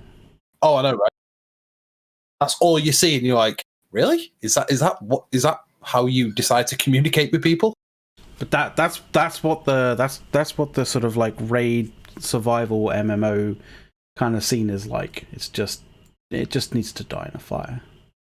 Yeah, there's banter, there's opposition, shit talking. Fine, fair enough, that happens everywhere. But oh my god, some people just like go way too far with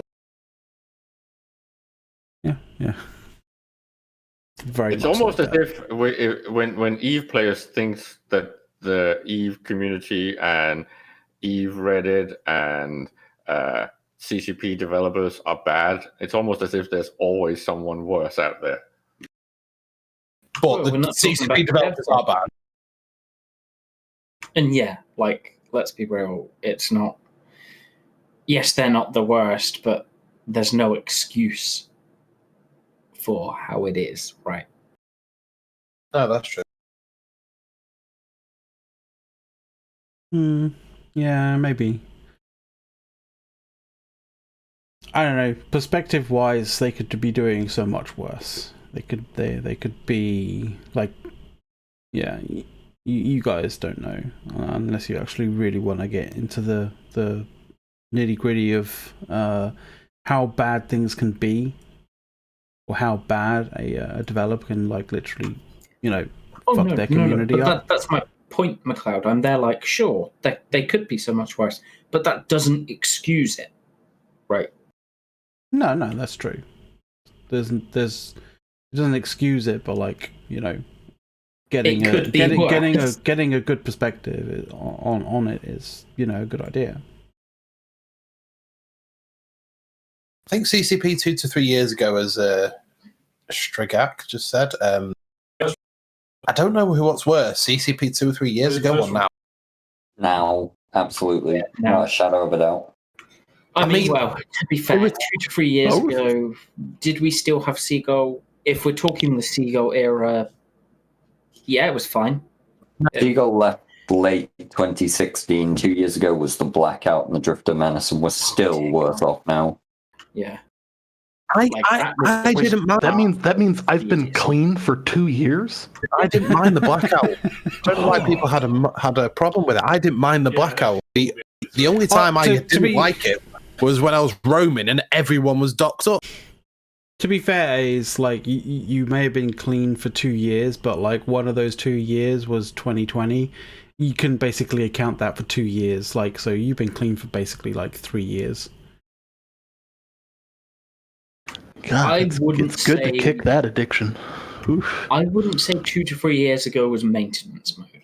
They were working on stuff, but none of it has ever seen the light of day. They were working on stuff, but like a lot of the stuff that they were basically putting out was just, was considered convenience features. No, I don't even mean that, Cloud. To what I understand, there were big features being developed. Well, but I mean, they yeah, got because shit canned. yeah, like what was it? What was the classic Hilmar one? They walked back in and stuff got shit canned.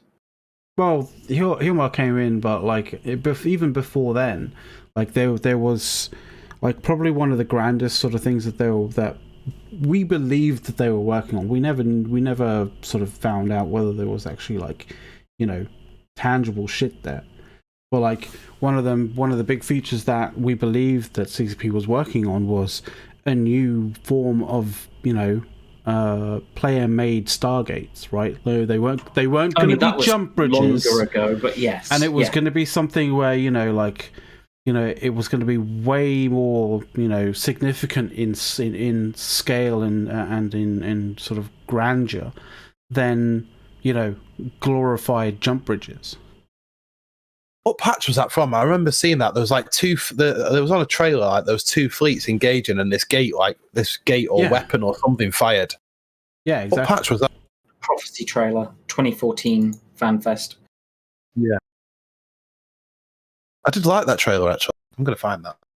It did. I enjoyed that trailer. It was very interesting. Like I was there thinking to myself, like, well, is this what? Like, as far as I could tell, like that was what, you know, the grand vision of what the new player-made, you know, Stargates were going to be. And then somehow that ended up getting that was 7 years ago. Sorry, McLeod. And that was fucking crazy, right? And it ends up getting whittled away to just being glorified jump bridges. Sunday, the 10th of April, right? FanFest is normally the 8th and 9th area in the month, so it literally is 7 years ago this week. Well, that's part of the whole get back into structure thing, right? The whole structure rollout was supposed to be a lot larger, and it had a lot more interesting parts. It also had the perspective of a new SOV system. It had the admin hubs. It had the Intel platform. It had tons and tons of things that they actually wanted to do. It's just that it all got slated. Yeah. And apologies, no, I've just looked. It was actually May that year. Yeah, and then May the 1st to the 3rd, so just shy of 7 years. And then they rejigged the you know, the team that was doing Citadels, and they basically just, you know, combined something that nobody asked, like them to combine. They just decided to combine, you know, sort of the Citadels and destructible stations. Here's a question. Right, I've seen reason. this come up. I've seen this come up on a few different forums, and I've heard people speaking about it in the past. Citadels, like all Citadels, they should have more of a meaning, essentially. Because yes, you can spam them wherever you want if the index is low on the area, but I think they should have released them as they are tied into the SOV. So if you want to start SOV wanding and doing all that crap, you have to remove the structures from in that system. No, relax. They actually had a fucking plan back then. Fuzzy SOV was supposed to be a temporary holdover until structures came in, and we had SOV structures. Like not a citadel, but I can't remember what they called it, but it was basically a SOV citadel that you plonked down, and that gave you ownership of the system. Yeah, I remember hearing about that. It was supposed to be called like an administrative... That was it. Administration hub. I literally just mentioned that. Yeah. Sorry, yeah. But yeah, like, they had plans that we could see and we could somewhat trust. Definitely more so than now, back then. There was some really good concept art for the structures back. And Seagull was making progress on it. Like, yes, they had to change stuff as they run into roadblocks, but they were making progress. And then Seagull went off, you know, maternity leave, had her kids. Yeah, and that was someone pointed out 7 years ago. Yeah. And yes, Donald, she did listen. I remember talking to her at FanFest 2017, and I was saying, look, you know, we were having a conversation about Citadels, and I said some stuff, and she was there like, yeah, I've heard it from a few people. We're going to look into it. And I was just there like, oh, holy fuck, okay. And yet, McLeod, you were at, London 2020, right? You were there when me and you walked up to one of the devs. Mm-hmm. kind of raised a concern, and it was Hilmar there, and he was just like completely not interested to the point of just blanking people. Yeah, I remember that because I was like, "Is this normal? Like, is this how Hilmar's reacting to people just in general now?" Like, I mean, you know, hearing back how engaged he is in other sort of for other people kind of thing. I think maybe not. Maybe we just caught him at a bad time. But even so, like, it's a community dev run event where you're getting in touch with like your player base. Like, we should always come to those sorts of occasions with a positive attitude. Yeah, and there was just none of it. I mean, I wasn't gonna just sit there and complain to him. Like, that wasn't gonna be what I did. What I was gonna do at all. Like, I was gonna maybe raise some concerns, but temper them in the usual way that you do. Like, when you're actually trying to be civil. I mean, that's the thing. Like, back in 2019, I was nowhere near as to use the term, bitter vet as I am now. Because back then, yes, there was stupid shit going on, but it was... I don't know how to put it. It was like... It felt like it was just they made a mistake and they could get back from it, right? Mm-hmm. Now we've been on this path for nearly two and a half years. This isn't a mistake. This is intentional, going down a path that is going to destroy the game. Yeah, this is a lot of bit of it dum-dum, in my opinion, right now. And I think you completely underestimate what it means to lose a visionary like Siegel in the way that they lost that person. No, I don't misunderestimate it. You're underestimating how difficult it is to hire someone like that, especially when you've already brain drained your corporation of the visionaries from the past. Right? Caleb, but that's my literal point. They had a vision under her. They lost her. But again, and now they we're in a shit had a show. vision before that. It's just that they lost the people that had those visions. And then they ended up with a lot of less visionary employees that they couldn't actually promote to the position because it wouldn't have done the work. So that position has not been filled yet. And you can't even say that Berger or the mythical Manbjörn could have done this. They were just interim solutions to a bigger problem. This is, again, also why you have the CEO going back to acting like a game developer, which is a massive fucking problem, because they do not have anyone to fill that position yet. But that's literally my point, is that we're in a clusterfuck. We lost Siegel, who had a vision, had a roadmap, had a plan, and now we're just coasting. Sorry, Caleb, did you? I think I might have heard you wrong, but did you say mythical man bun? Manbjörn. Right. There's a running joke about CCP Manbjörn. He's supposed to be the executive producer, except nobody's actually ever seen him and knows what he does. Well, I believe no, I think it's his existence is Arif having seen him once. No, there's been one, I believe, one interview with him, or like I think one or two maybe, but that's about it. But it's been a long time, and to be fair, like, that could have been someone else claiming to be Manbjörn. So you never know. The irony is that they had, maybe in my opinion, one developer in CCP that could have had the role of actually having a bigger vision and maybe taking the game into the next decade. And that was CCP Nawal, because he thought about Eve in this grand scale, right?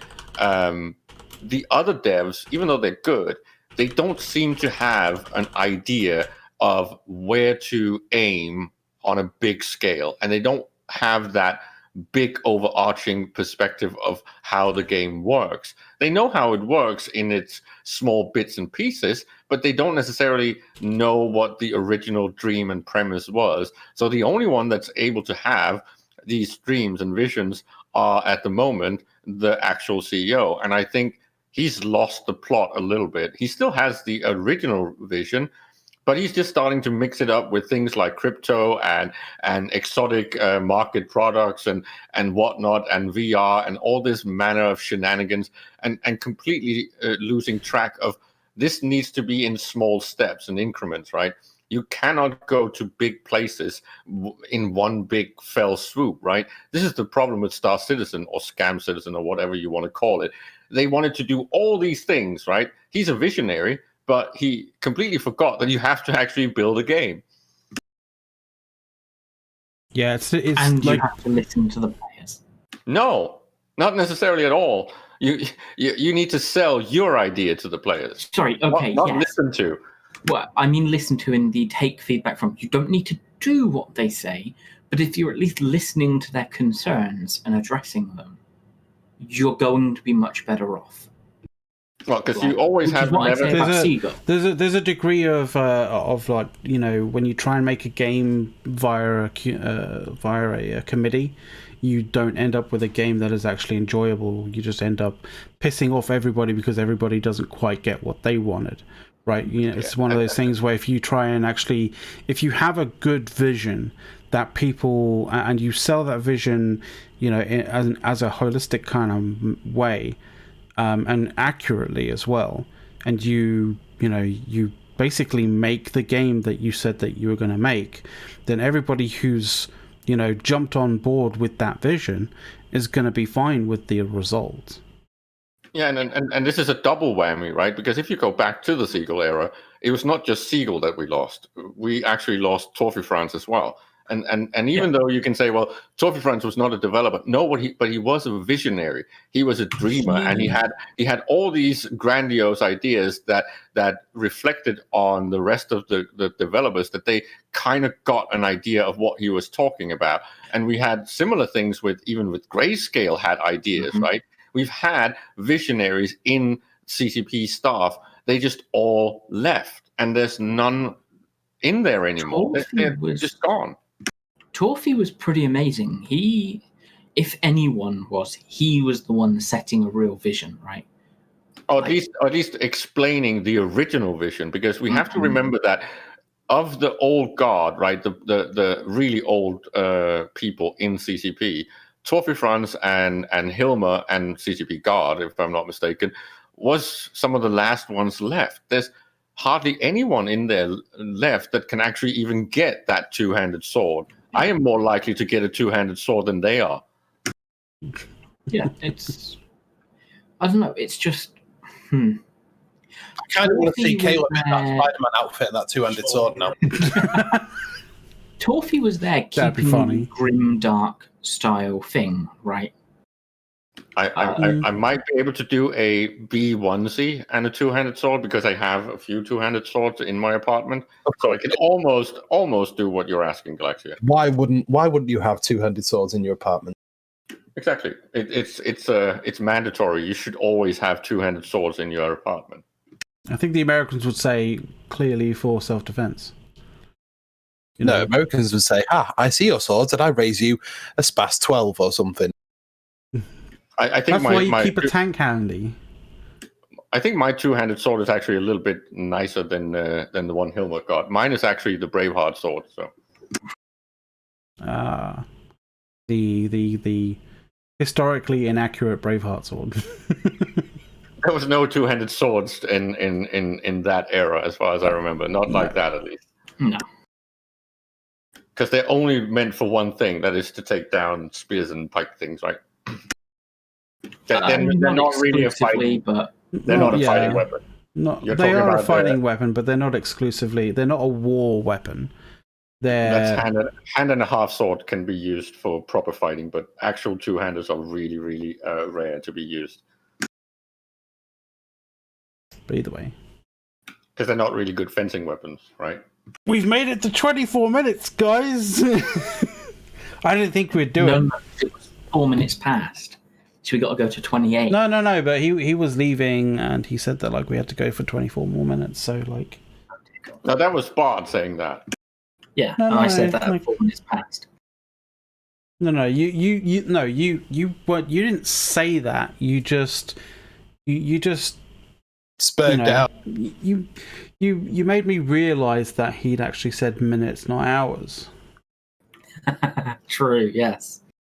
So I would love, McLeod, I would genuinely love to see you go for 24 hours because I would love just to catch the last hour of that, just to see what state. Completely dead. I'll just be like. I believe I've done the whole. We'd be missing me and Caleb because we'd have had a massive argument. So just so you know, Galaxy, I've done the whole like stay up like extended periods of time, and I've hit the wall, gone through that wall, and experienced the sort of like weird euphoria kind of moment where you become really hyperactive. Oh right, yeah. Wow. I've also experienced the crash beyond that, and that is messy. Only once have I done like an Eve marathon. I did downtime to downtime with running incursions. Yes, it was horrible. I would not recommend it to anyone. I made a lot of money, but it was horrible. That almost sounds like a great title for that, downtime to downtime. Oh, it was. Downtime to downtime incursions. This was back in about 2012ish, 13 something like that. Thank you very much, Greco 8 up. 12 months. Nice. Wow. I'm feeling like that's meant to be Grey Coop or like a B, but I don't know. Yeah, it probably is Grey Coop. I'm sure he's going to correct us in a minute. It's like, because everyone pronounces my name incorrectly. It's like, well,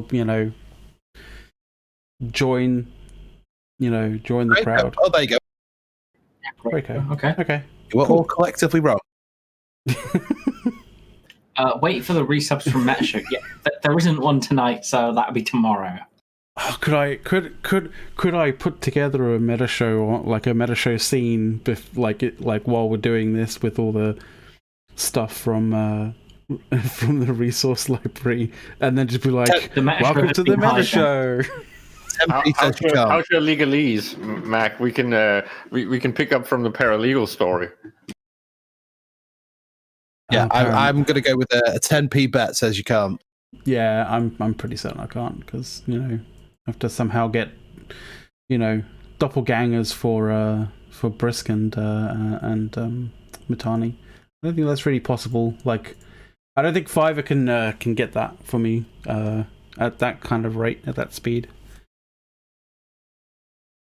Yeah, probably not that speed now. Some good stuff. Good stuff on Fiverr though. Some really good stuff on Fiverr. There's some great stuff on Fiverr. Fiverr, sorry. I get my stuff from. The Morgan Freeman kind of intro to the meta show, I believe, was done through Fiverr. Nice, I like that. That is, I do like that actually. It's a really good touch, and I didn't realize I thought they would have just put it like through like some sort of just simple voice change, but I suppose someone's probably got the best software for it and to match it and make it sound perfect. That was definitely voice acting. I'd love to have an Ace Ventura one. That'd be pretty good. Yes, Satan. I'm sorry, I thought you were somebody else. Oh, it's such. You know what? I might have to watch those films again. They are brilliant.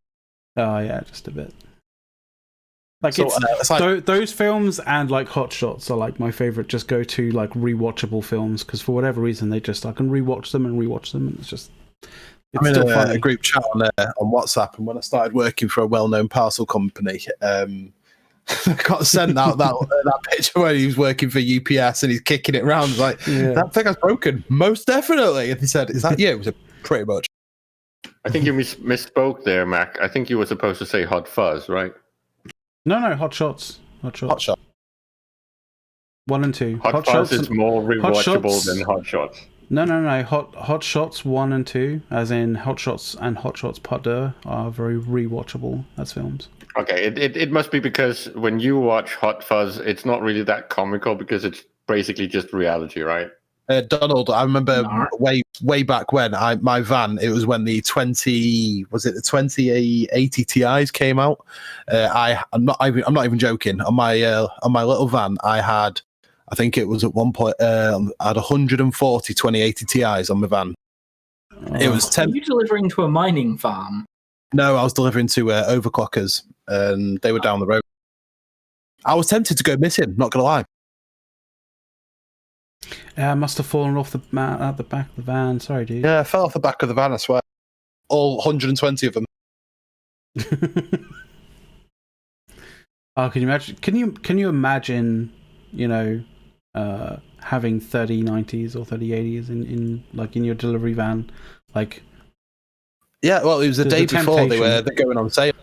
Day before it was going on sale, 2080 Ti's, and they're like, I don't even know how much they were like on day release, but. Don't mean day releases out of prison. And McLeod, you say that having a van full of like 3090s or whatever, you do realise that Linus, LTT Linus, was recently saying they had an issue with that, where they did their partner program with AMD and Asus, and one of their vans full of fucking NVIDIA parts went missing. The van driver nicked them. Killed. I mean, they were trying to help the community out, and mid-delivery, they just disappear. Damn, that's so fuck. Holy shit, 3090 Ti are selling for 2K. Yes, that's exactly the reason why it just disappeared, because somebody just decided, is it worth losing my job for this? Yes, because I could probably buy a house. Yes, probably.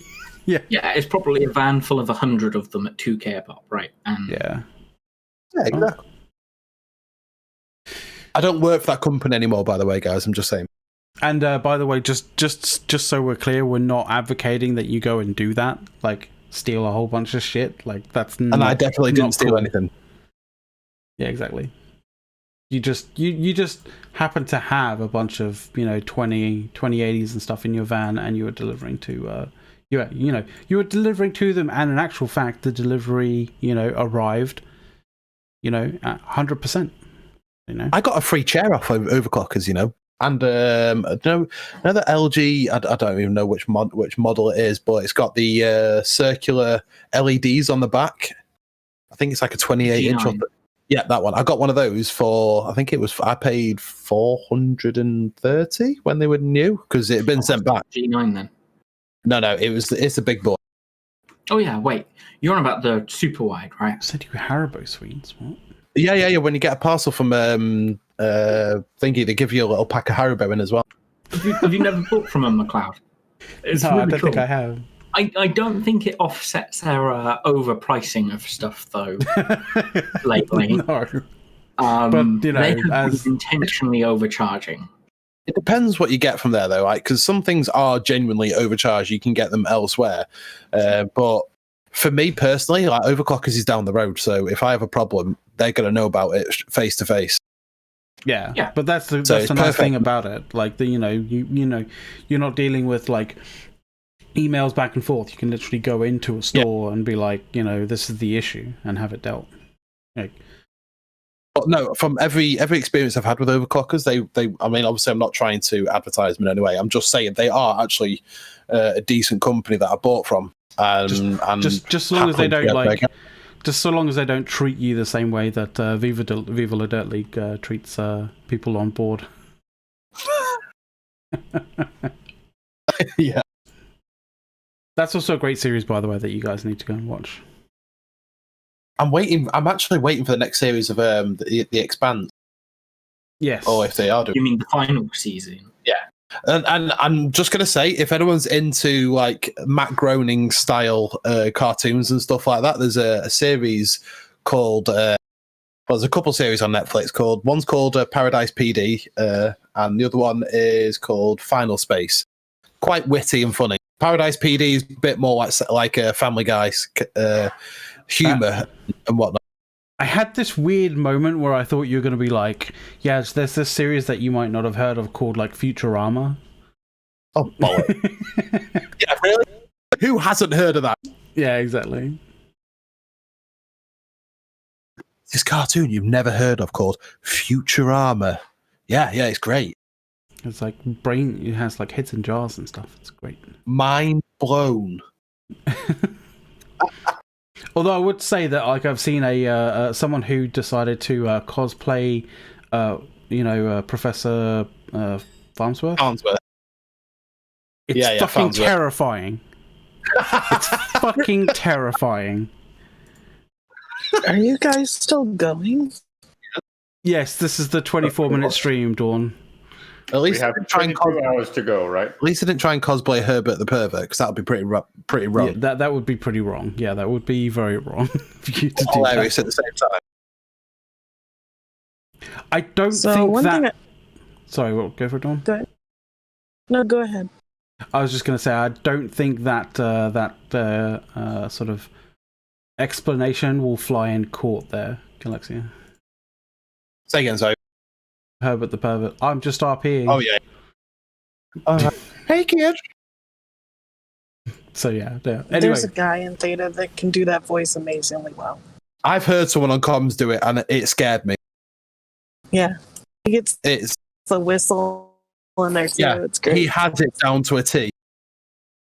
So I don't think I've gotten to ever go over it, but I had a whole thread on Reddit about me telling Billy that we could find flippers. No. I just Wait, sign slippers. love that Dawn. were like, Dawn's roboting again. Yeah. Sorry, Dawn, but we're going to have to basically speak over you. why would you ever be mad at people switching sides? Well, literally, we're just getting like the And then partial why would comments you from not- it slating us. It's Yeah. great. So you guys are so asshole. Play their game.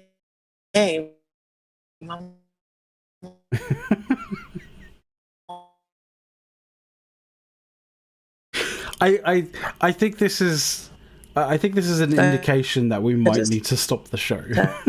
Yeah, let's just. I mean, we've run over what we were going to do, right? Let's end way it. further than I thought we were going to do. To be completely honest, she's still going. Oh, yep, there we go. We're good. All right, so let's call this. I think we need to call this. But Go on then.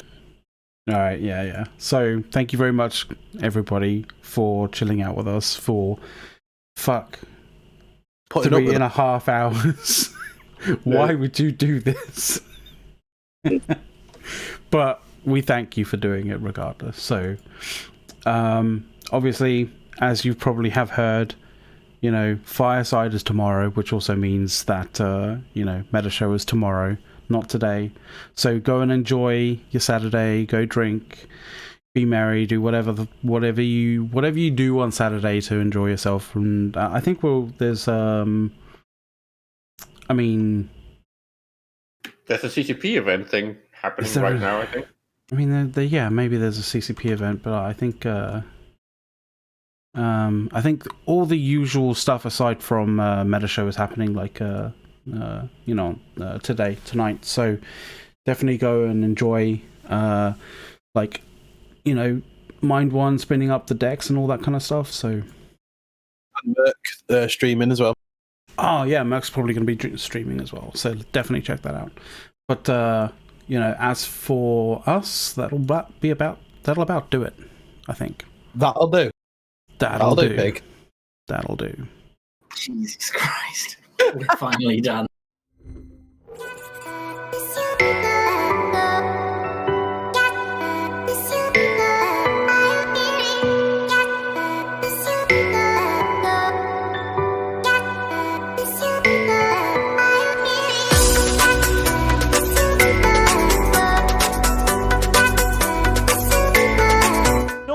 For the permit. I don't care if you buy a permit. Do you know how little I actually care if you have a permit?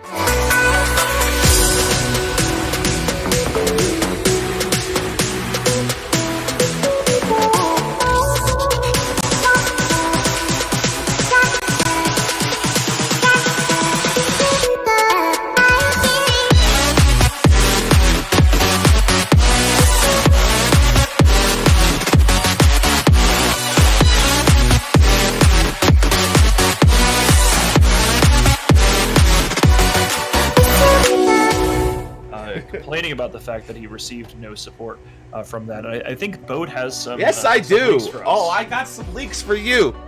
It's like simple shit like that. No, simple shit like that. If he can't answer that publicly, I need to break in because I need more original every week. That's a goal. Do you really actually get paid for that? Because you deserve money for that last one. That one was a fucking amazing setup.